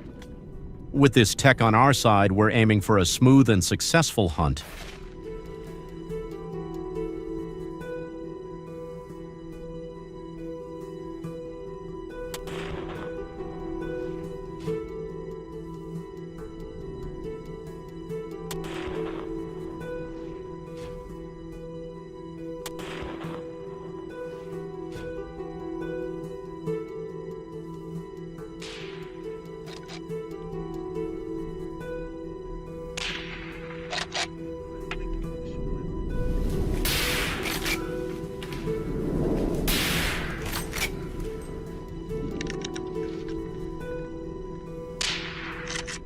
Guided by the app, we caught sight of a lone wild boar dashing wildly. Unfortunately for it, luck wasn't on its side today. As it rushed past me, I fired off 2 well-aimed shots, leaving it no chance to get away as it tumbled down the slope. Staying in tight formation, we soon spotted another dark figure. It crept forward carefully before making a sudden break for it.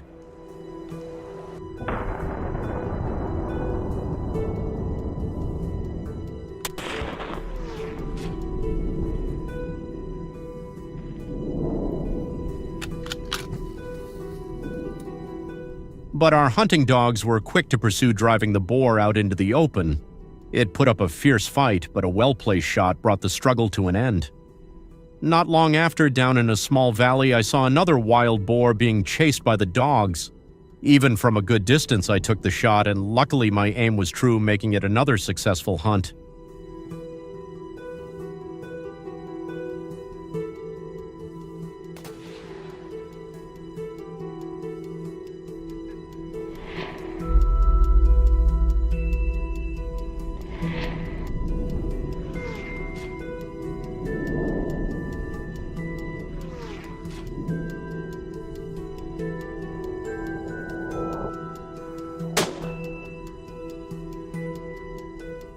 Out in the more open, hilly terrain, my fellow hunters guided the dogs toward the shooting area. We followed the sound of their bark's eyes scanning the dense brush. Just as we expected, a wild boar suddenly burst out at lightning speed. But with the reflexes of an experienced hunter, I reacted instantly. One accurate shot brought down the big, heavy boar. On our way back, we made a roadside stop once again, using the app to guide us.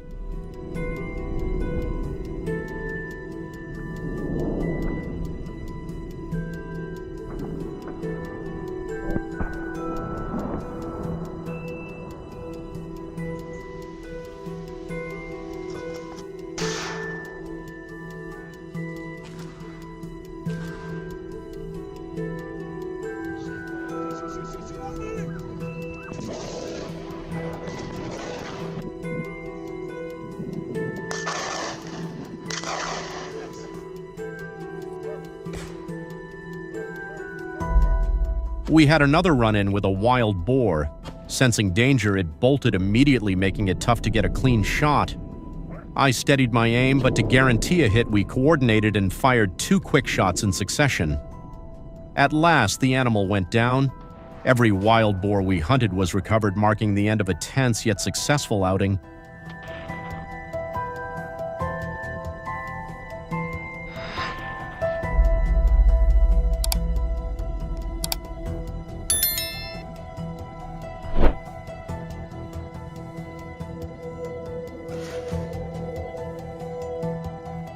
The following day, luck was on our side even more. This time, we faced a fierce herd of wild boars deep in a pristine wilderness. The landscape was filled with rolling green-covered mountains dotted with impressive rock formations. Within the first 30 minutes, we spotted several wild boars. Startled, they scattered in every direction, but our team and dogs quickly pursued and managed to corner them.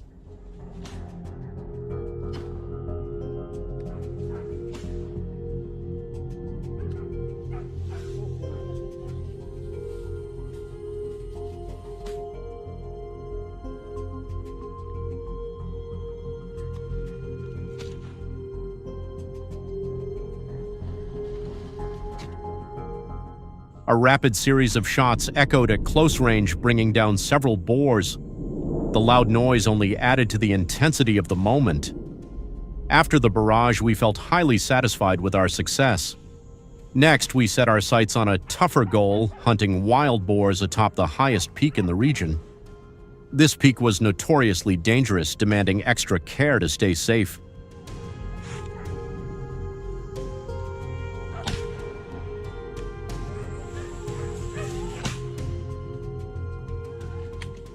A gunshot rang out across the mountains, taking down a wild boar that tumbled down the slope. The hunt grew more intense as we kept running into boars. Luckily, fortune favored us. Armed with just a basic hunting rifle, my shooting skills were truly tested, and the boars fell, one after another.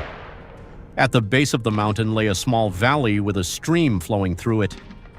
The cool water seemed to be a favorite spot for the boars who enjoyed bathing and cooling off there.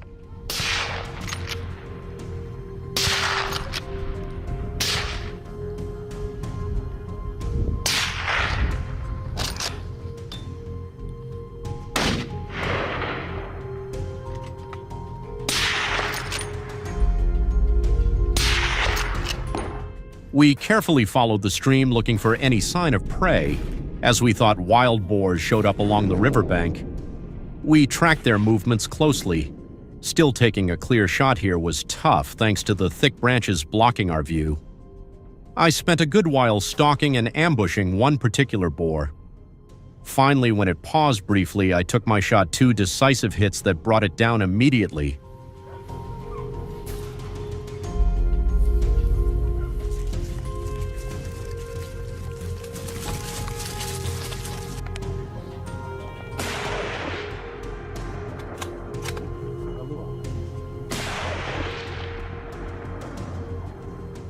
When I spotted a wild boar running, I immediately gave chase and trapped it against the mountainside. As it desperately tried to shake off the hunting dogs, I took my shot. Another wild boar went down. While hunting boars might look simple, hitting accurate shots demands serious marksmanship. Luckily, years of practice and experience helped me land those crucial shots.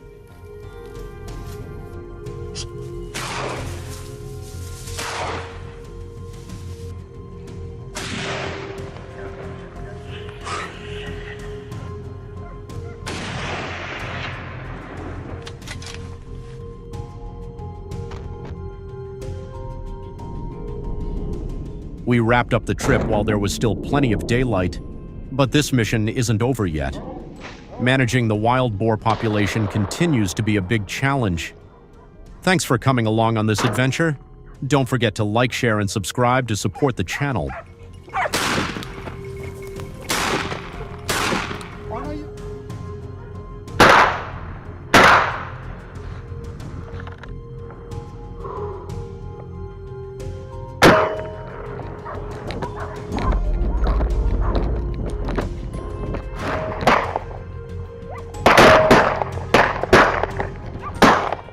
though nature poses many threats few realized. Wild boars have been quietly wreaking havoc across Texas for nearly 20 years, causing massive damage to agriculture. At the same time, invasive species are spreading disease and destroying habitats, putting many local plants and animals at risk. Drop a number 1 in the comments to join today's thrilling hunt and learn more about these challenges.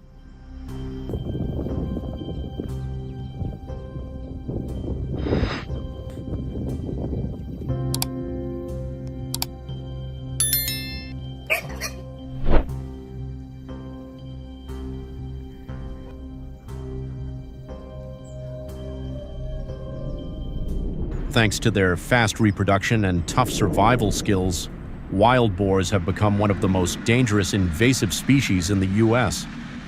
They destroy crops, harm natural ecosystems, and pose serious threats to both agricultural security and biodiversity. Traditional control methods like trapping, fencing, and ground hunting are becoming outdated, no longer effective enough to keep pace with their rapid spread and explosive population growth.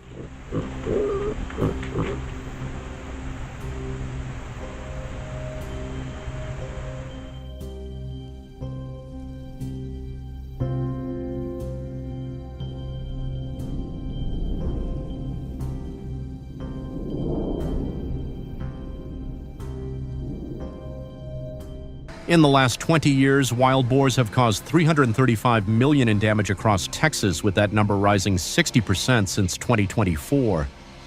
This serious threat has pushed authorities and communities to look for stronger, more effective ways to tackle the problem.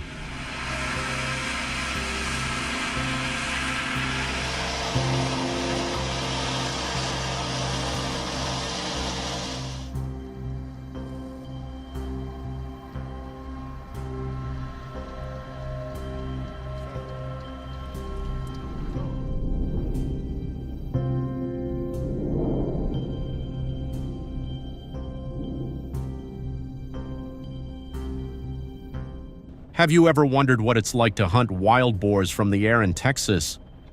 What once felt like something out of an action movie is now an everyday reality in many rural parts of the southern U.S. helicopter hog. Hunting a method that blends military tech with expert hunting skills is becoming a top solution used by wildlife control companies and large farms to combat the growing invasion of this species.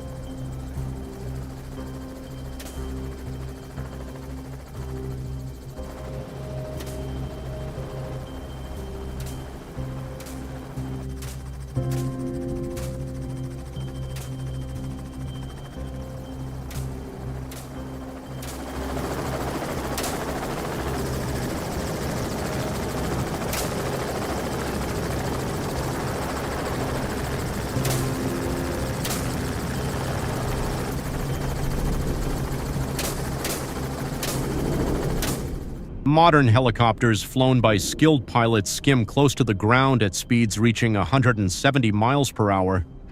Equipped with infrared cameras, short-range radar, and night vision goggles, they can quickly spot and track targets even in low light or through thick, tangled forests.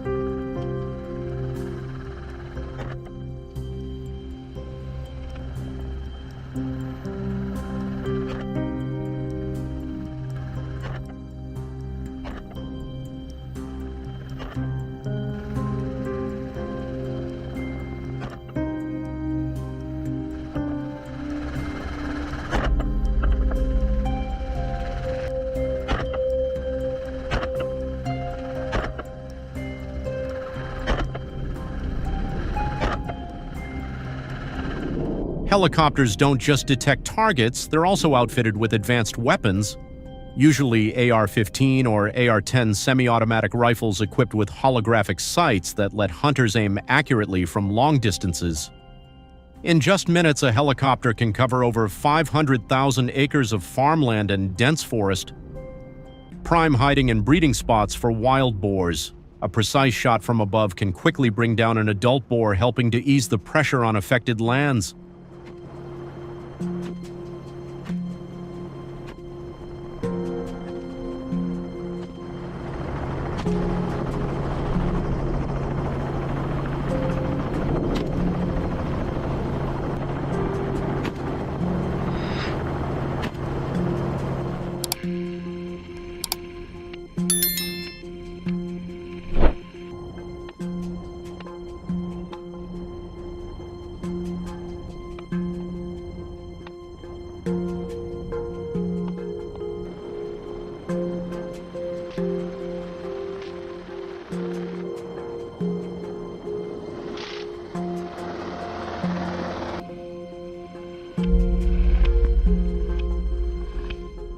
In helicopter hog hunting, the Bell 206 Jet Ranger is the top choice, a civilian helicopter famous for its agility, speed, and steady flight at low altitudes. It can also be equipped with extra hunting gear. Some companies opt for smaller models like the Hughes 500 or Robinson R44, which offer fuel efficiency while carrying 2 hunters and all the gear needed for extended hunts.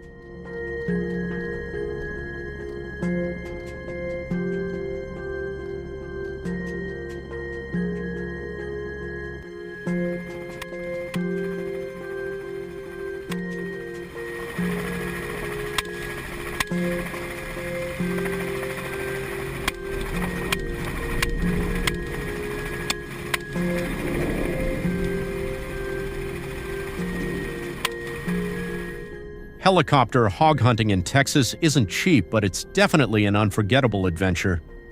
Prices range from $1,500 to $8,000 depending on the package, with upgrades like automatic weapons and night vision gear pushing costs higher. Despite the price, picture yourself soaring over rugged terrain, armed and ready to take down invasive species with pinpoint accuracy. Would you pay for this experience? Drop a number or 2 in the comments if yes, or a number of 5 if not.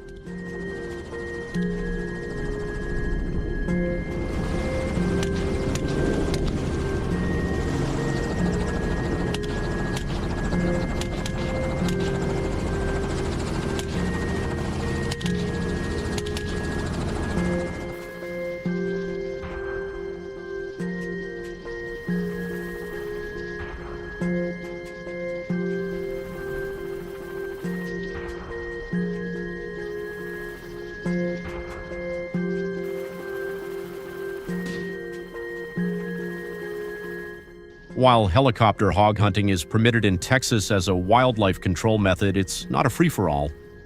Only hunters with valid permits and landowner approval can carry out these hunts. This helps protect property rights and ensures the activity follows strict rules on wildlife management, environmental safety, and community protection.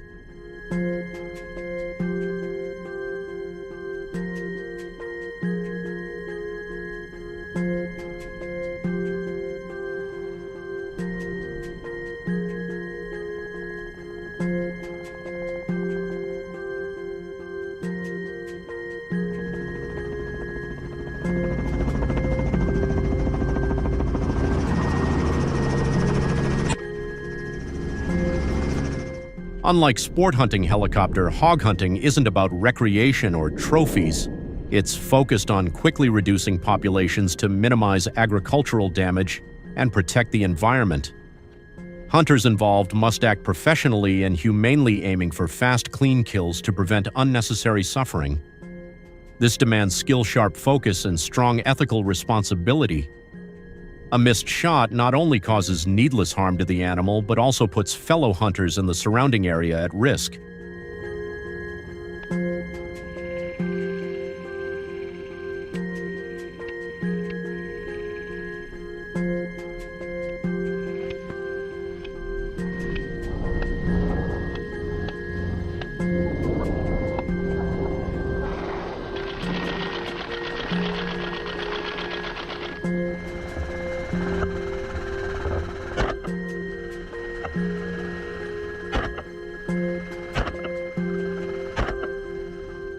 From takeoff to landing, every step is carefully coordinated. Ground teams, pilots, and hunters all play vital roles. Weather, terrain, flight routes, target zones, and emergency plans are thoroughly mapped out to make sure the mission is both successful and safe. Proper clothing and protective gear are essential. High speeds, rotor winds, turbulence, and unpredictable conditions can cause physical and mental fatigue, so thorough preparation is key to helping hunters stay focused and sharp throughout the trip.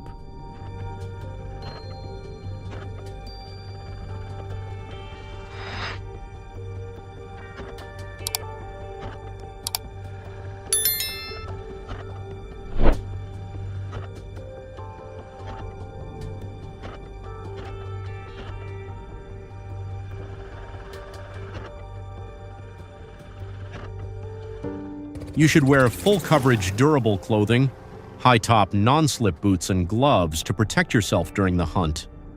Safety goggles and a helmet are required to guard against flying debris, dust, and impacts in emergencies. A professional operator will offer detailed guidance on gear and may even run through simulations before the trip.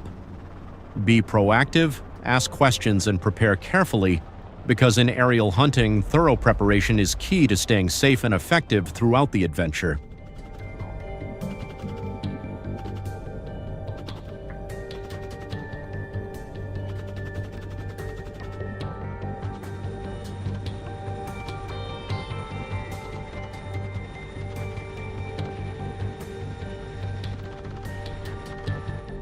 Would you focus on taking out the wild boars ruining your crops or the ones spreading disease?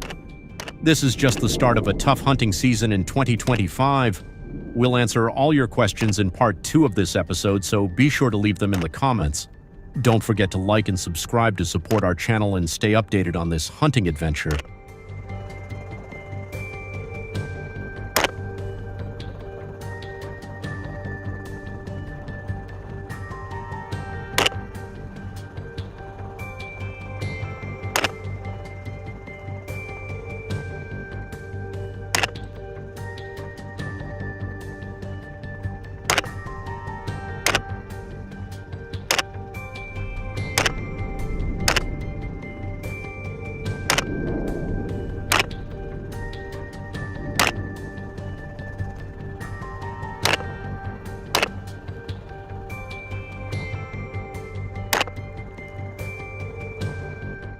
A few days ago, I got an unexpected invite from a friend in Texas to join a challenging wild boar hunt.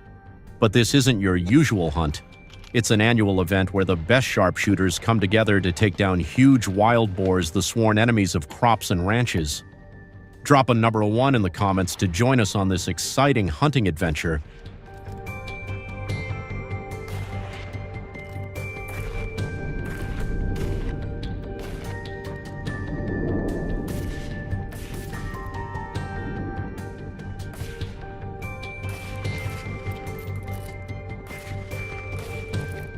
Wild boars reproduce at an incredible rate. A female can have 4 to 12 piglets per litter and produce 2 to 3 litters each year. After a short 115-day gestation, a new generation arrives.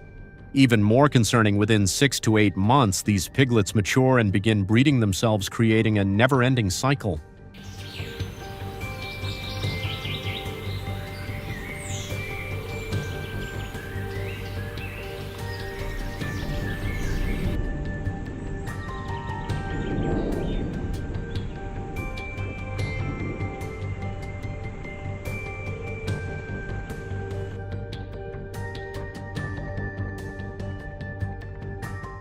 At this pace, their population can explode in just a few years, spiraling out of control and causing major problems, devastating crops, damaging ecosystems, and even threatening people and livestock.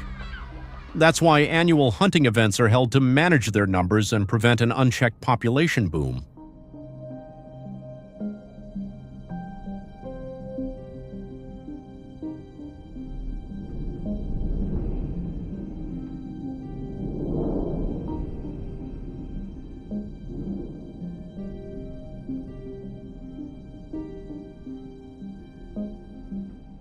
As our off-road vehicle rolled across the vast fields, the first light of dawn stretched across the horizon.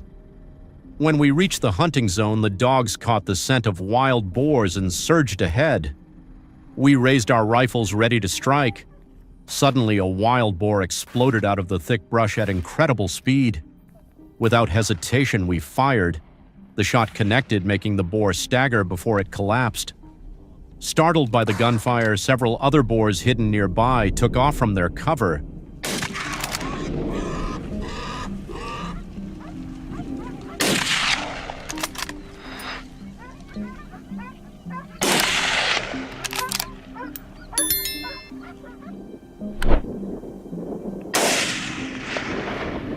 Perfect. But within seconds, more gunfire echoed and another boar went down. One tried to flee, but before it disappeared, a shot rang out. It all happened in the blink of an eye. After that intense start, we moved into a wide meadow where another herd was feeding. The team spread out, waiting for the right moment. The dogs barked loudly, signaling the boars were close.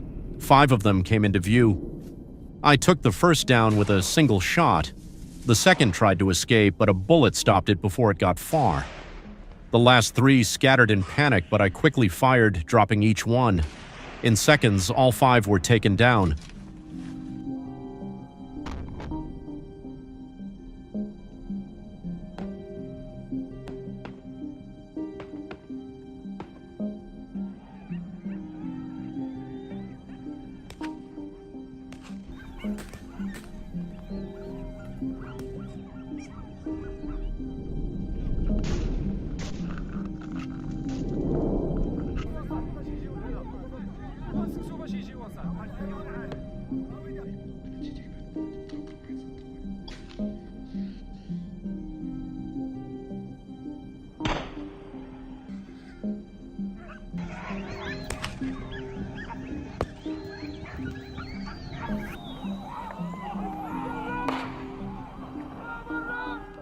Heading deeper into the hills, we found tracks leading to a bigger herd. The thick trees made it hard to see, but our experience helped us locate them fast. The first boar went down immediately. 2 others close by didn't stand a chance as follow-up shots took them out cleanly. The rest of the hunters in the group kept firing without pause.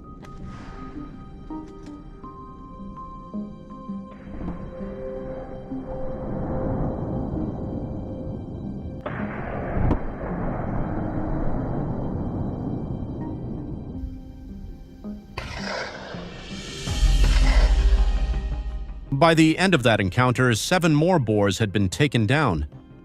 Staying in position, we moved carefully, watching every detail. Suddenly, a noise ahead caught our attention. A wild boar appeared right in front of us. I fired multiple times, each shot hitting perfectly, and brought it down instantly.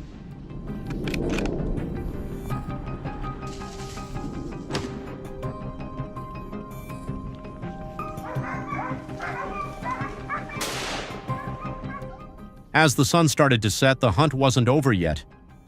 We kept searching and soon spotted a few stray boars feeding. Seizing the chance, we moved in fast. I took careful aim at a boar hidden behind some bushes and fired a precise shot, bringing it down immediately. 2 others tried to run, but they couldn't get away. More gunfire rang out and we added to our tally.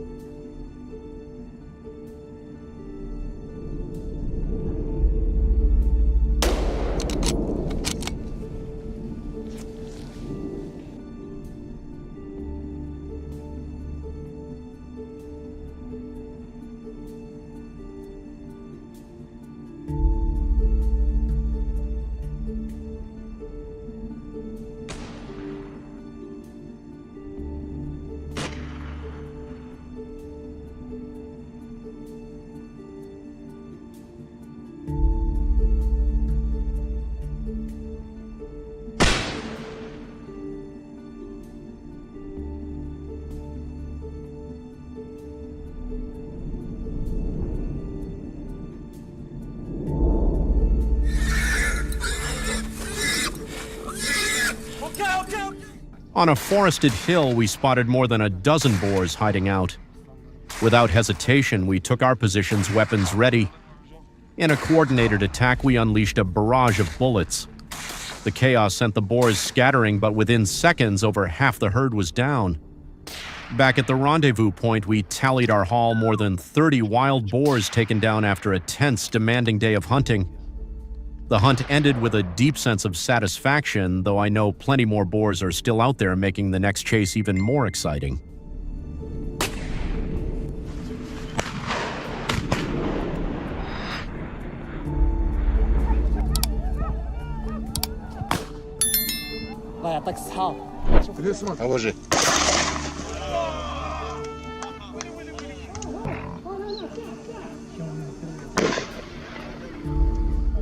The wild boar population is rising rapidly, making control efforts more urgent than ever, especially as food shortages push them out into the open, making them bolder and easier to hunt.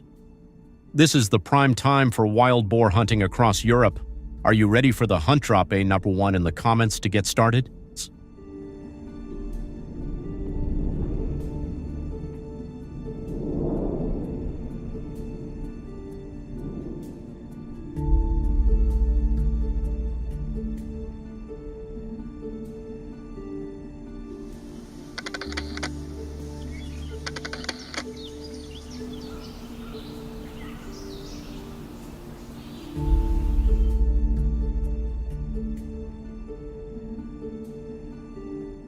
Hunters often plan large-scale hunts deep in wild forests and mountains, aiming to take down massive boars.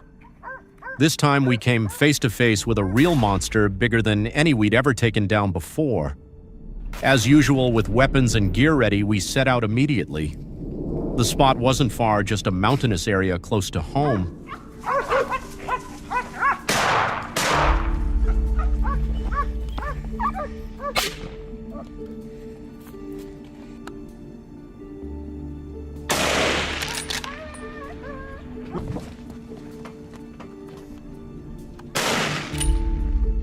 We've encountered wild boars at this spot many times before. Once assigned the task and the hunting area identified, we quickly moved to a high vantage point perfect for watching the whole forest. In the quiet stillness, a wild boar suddenly appeared, moving swiftly and weaving through the trees.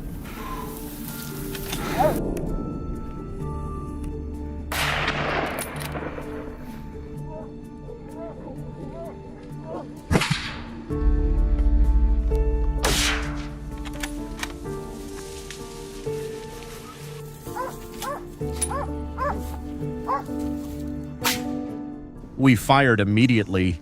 The gunshot echoed and brought down the target. Looking across at the opposite hill, a massive wild boar appeared, followed by its herd in the scope.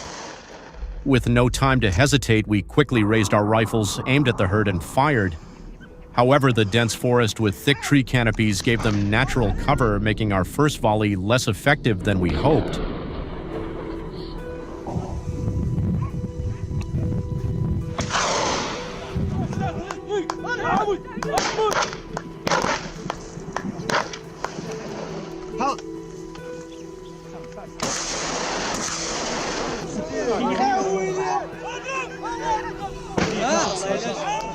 The herd scattered quickly, disappearing from view in an instant. Undeterred, we quickly gathered ourselves and launched a second attack. This time, things went much better. 2 boars were hit, collapsing onto the white snow. The rest fled in panic. We immediately split into groups, tracking their footprints to keep up the chase. Enjoying this hunt? If so, drop a number 2. If not, leave a number 5.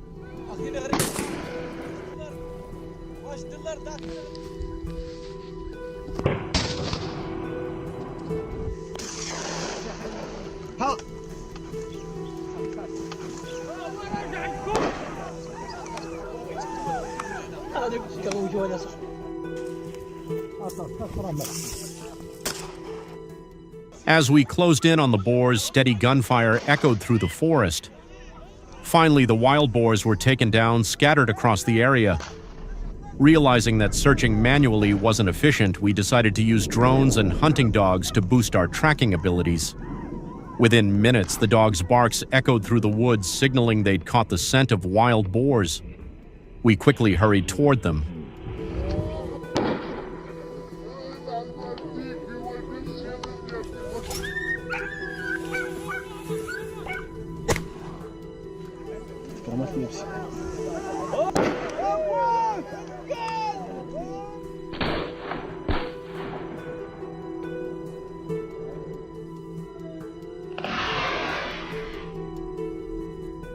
As soon as we arrived, the whole team focused on a massive dark figure and enormous wild boar. The chase was intense, but after a long pursuit, the boar started to tire. Its once powerful strides grew slow and labored. Seizing the moment, I quickly raised my rifle, aiming from the perfect angle. At just 50 meters, a sharp, decisive shot took down the colossal 200-kilo wild boar.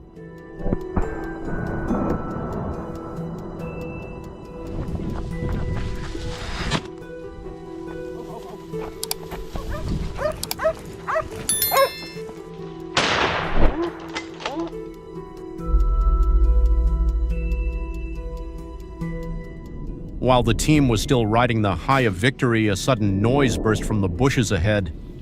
Out charged a massive wild boar at a terrifying speed. Without hesitation, I raised my rifle, aimed straight at the beast, and pulled the trigger. Only then did we move in. It was a colossal boar weighing around 350 kilos. After that surprise encounter, we pressed on. Every now and then, a few wild boars appeared in our sights, unaware that every move they made was being tracked. With sharp gunshots, boars of all sizes dropped one by one.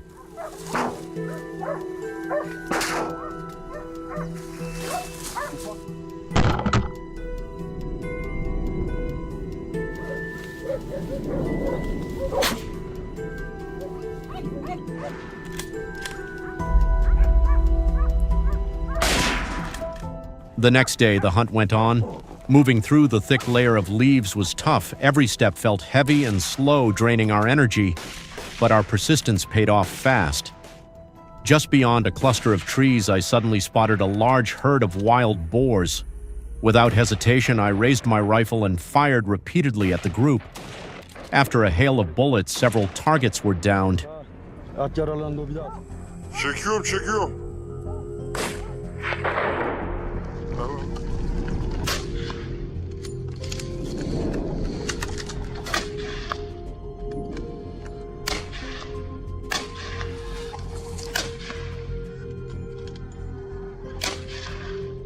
Lying in ambush on the mountainside, I suddenly spotted a herd of wild boars moving quickly.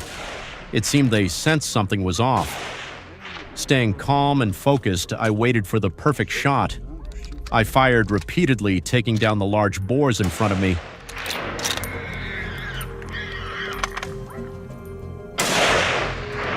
Gördün mü Müslüm abi nasıl vuruluyor? Harika.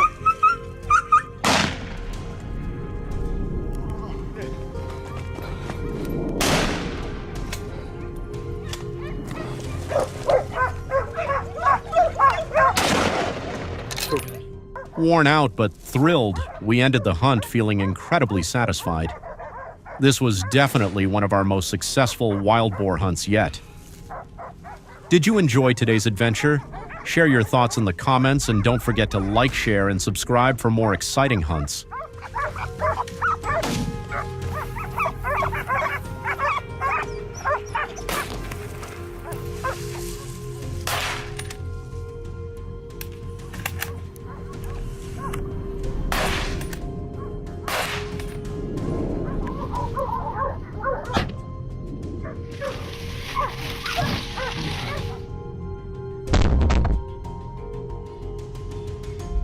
Every night at my house, eerie sounds rise from deep in the forest, sending chills down our spines. It's the wild boars, the uninvited destroyers, relentlessly tearing up our family's small garden. Tonight, a few friends and I have planned a nighttime hunt in a nearby wild valley. What will we find on this hunt? Comment number 1 and join me on this thrilling journey.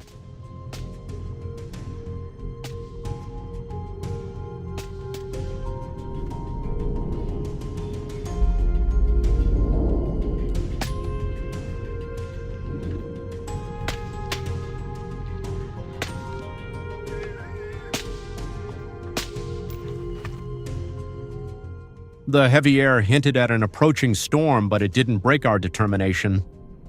Around 7:30 p.m., as darkness fully settled over the forest, the first wild boars started to emerge. They were large and imposing, with thick dark gray fur and long distinctive snouts constantly on edge from unfamiliar sounds nearby.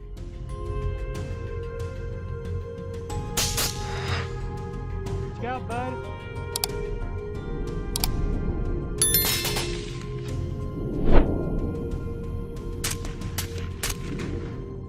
In the pouring rain, we quietly watched as the pig approached the trap and cautiously started to feed. Waiting for the perfect moment, I quickly fired at the pig in the best position. The gunshot startled the pigs, sending them scattering in every direction. I immediately adjusted my rifle and kept scanning the dark forest for more targets.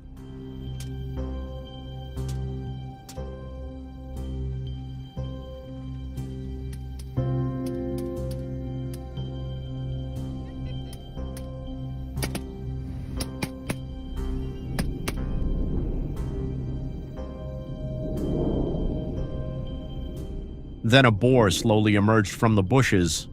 I pulled the trigger and the gunshot brought it down instantly. This nighttime hunt was truly intense. The rain made everything more challenging, but we pushed forward determined to take down every target in sight. 1, 2, 3. Luckily, the rain stopped quickly, leaving behind cool, quiet air. We decided to move to another spot, a large meadow nearby. In the pitch-black night, a herd of cattle rested peacefully.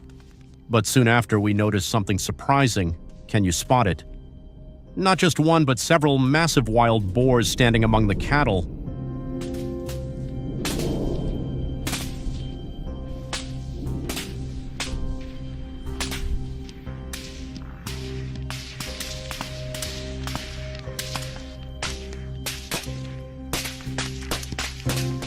These wild boars can weigh up to 200 kilos, and with their aggressive behavior, they won't hesitate to stand their ground against other animals.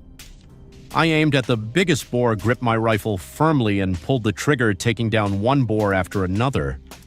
With each shot, we had to concentrate on shooting accurately to bring down as many as possible. The large, frightened herd scattered in every direction, making it harder to aim.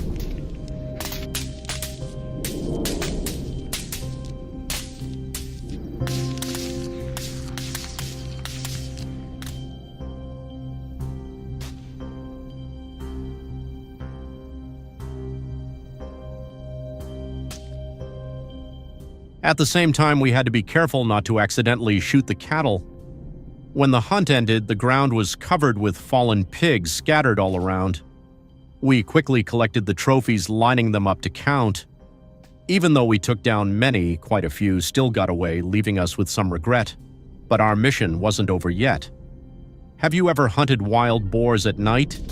If yes, drop a comment with the number 2. If not, comment with the number 5. Hey, what you got there, bud?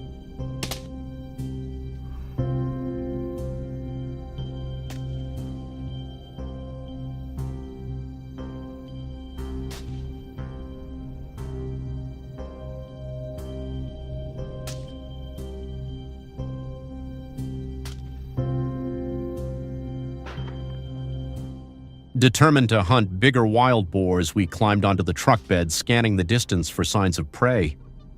One of the tools I brought was a speaker playing a special sound. The lifelike noise not only caught the pigs' attention, but also lured them closer. Look, a wild boar quickly slipped through the grass, heading our way. It was huge, with dark skin and fur, its eyes glowing red in the light, though still a bit cautious. Its curiosity pushed it nearer.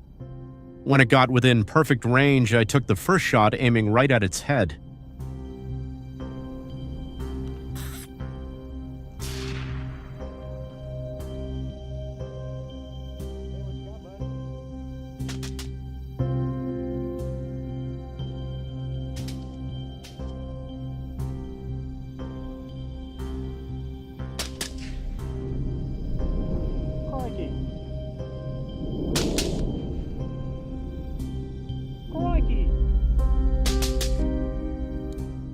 But the wild boar didn't go down right away. The second and third shots fired quickly after, yet it kept struggling and trying to get away. It wasn't until the fifth shot that I finally took it down for good. The trophy filled us with huge excitement. Just kidding, what? Turns out this hunting experiment went way better than expected. Not just the sound, but the spotlight's beam also drew in more pigs. We stayed in our ambush, taking down a few more, all attracted by the noise I made. This was honestly the most unique and thrilling night hunt I'd ever experienced. Though it was late, we kept at it, determined to bring down a few more wild boars.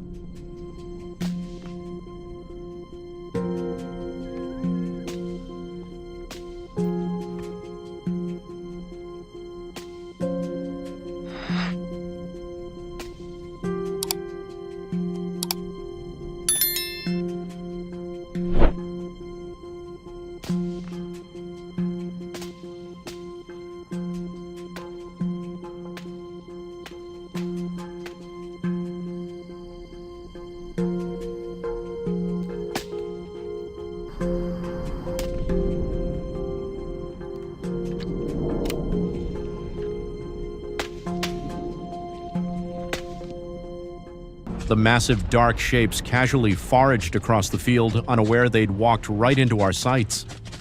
Once I locked onto a target, I fired quickly. The loud gunshot startled the pigs, sending them scattering. But our hunting team didn't let them get away. Everyone carefully adjusted their rifles, aiming to take down the whole herd. Precise shots brought down several large pigs, a solid win. In the quiet night, we worked tirelessly to hunt them, helping reduce the damage they caused to local farmers. Still, as the night wore on, fatigue started to set in.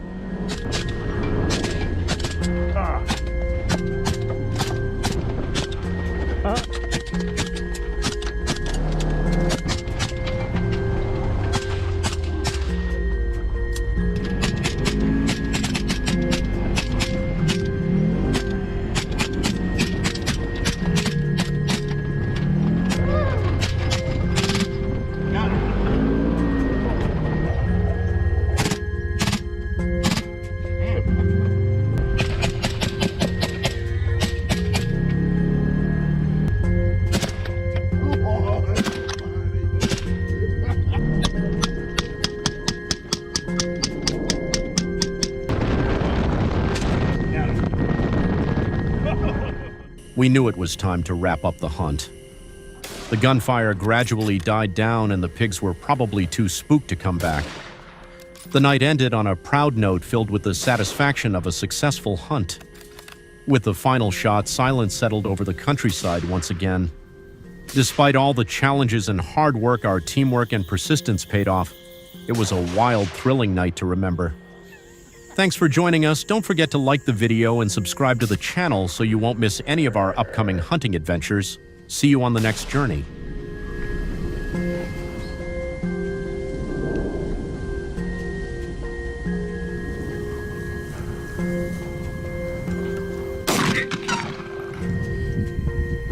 Kill him right there.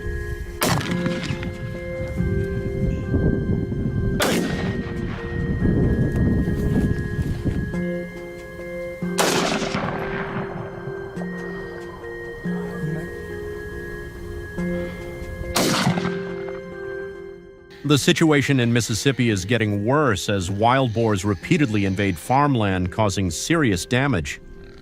Cornfields, rice paddies, and other vital crops are being destroyed, creating major challenges for farmers. In nearby regions where agriculture is the economic backbone, the estimated damage caused by wild boars reaches as high as $15 billion annually. Drop a comment with the number 1 to join us on today's hunt and discover the efforts underway to tackle this growing problem.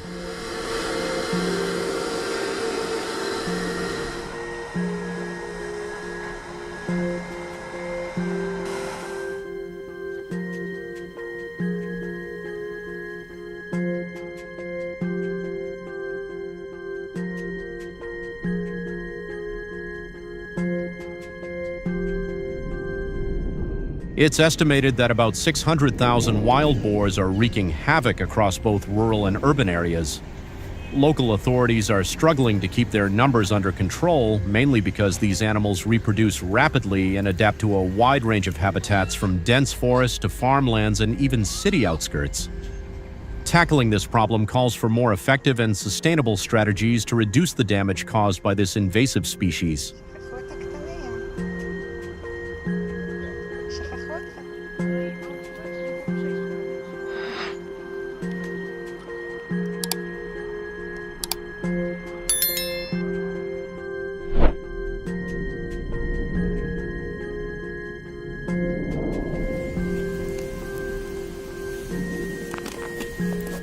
As the threat from wild boars grows, residents have taken action by implementing various control measures to reduce their numbers and limit their hiding spots. Dedicated teams have been formed to monitor wild boar activity, set traps, and manage the population. These traps, usually around 10 by 10 feet, are strategically placed in areas frequented by wild boars. Constructed from sturdy steel mesh and equipped with automatic gates that close once a boar enters the traps, are designed to be both effective and safe for controlling this invasive species.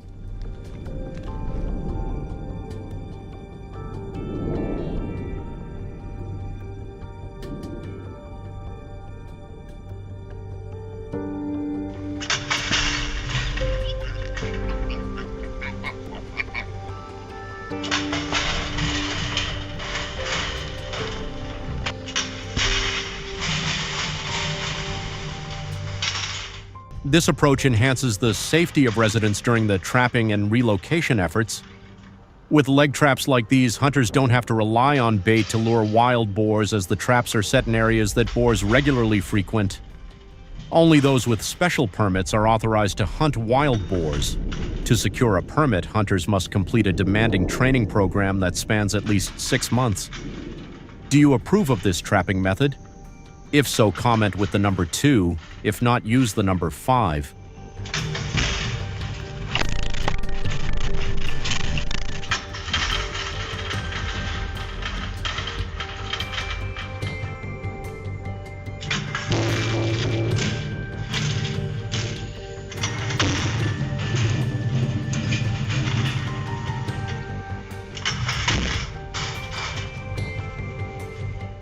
Mississippi authorities impose strict regulations on the issuance of hunting permits and the use of traps to protect hunters from wild boar attacks.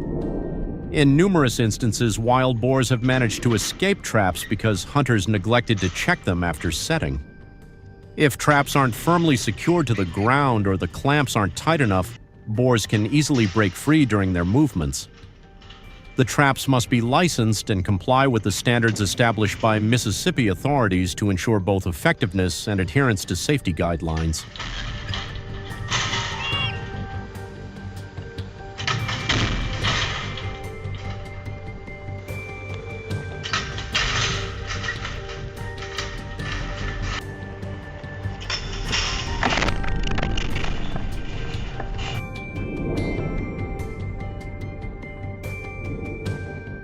Using non-compliant traps can result in hunters having their hunting licenses revoked. To combat this issue, large steel cage traps are strategically deployed across affected regions. These traps, designed to capture several wild boars, simultaneously boast an impressive effectiveness rate of up to 85%. In areas such as Inch, this method has successfully managed hundreds of wild boars. Each trap can hold between 3 to 5 boars depending on its size and design, making it an effective tool in controlling the population of this invasive species.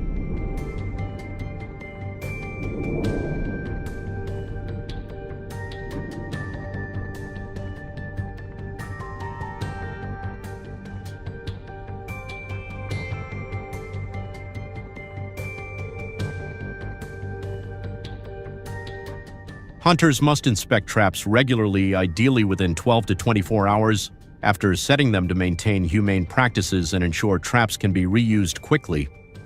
The trapping season generally spans autumn and early winter, when wild boars are more active in their search for food. Trapping during this time helps reduce the damage wild boars cause to crops and property, while also aiding in better population control in residential areas.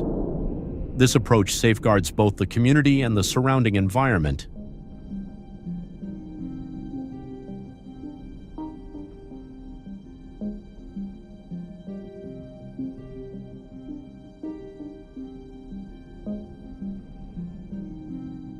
Wild boars are most active at night, making this the ideal time to set traps, significantly increasing the chances of capturing them. This type of trap not only helps minimize the damage caused by wild boars, but also ensures environmental safety by preventing harm to other wildlife. With the advancement of modern sensor technology and motion detection devices, these traps boast a success rate of up to 80%, offering an effective and sustainable solution for controlling the population of this invasive species.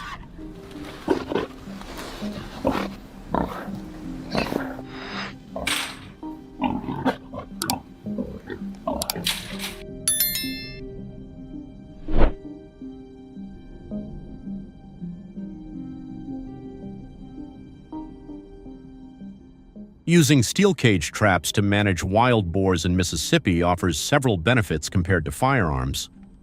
Over the past 5 years, this method has helped save on ammunition costs and remove the need for professional hunters. Additionally, steel cage traps are more environmentally friendly as they generate no noise pollution, pose no risk to hunters, and reduce negative impacts on the surrounding ecosystem. This method effectively and sustainably controls the wild boar population while maintaining safety and ecological balance.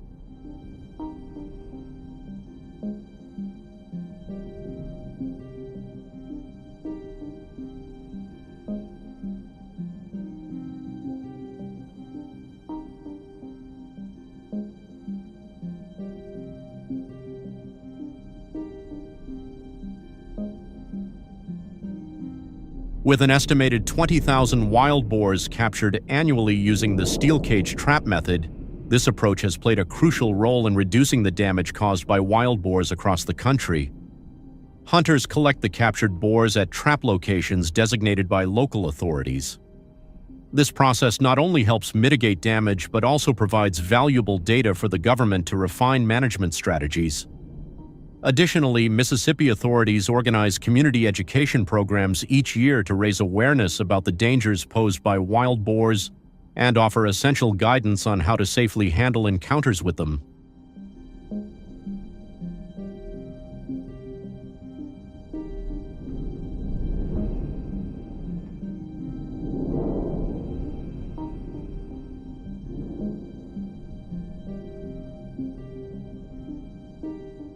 Through years of dedicated effort and community education, Mississippi has developed a strong prevention and control system, resulting in a safer and more stable environment for residents.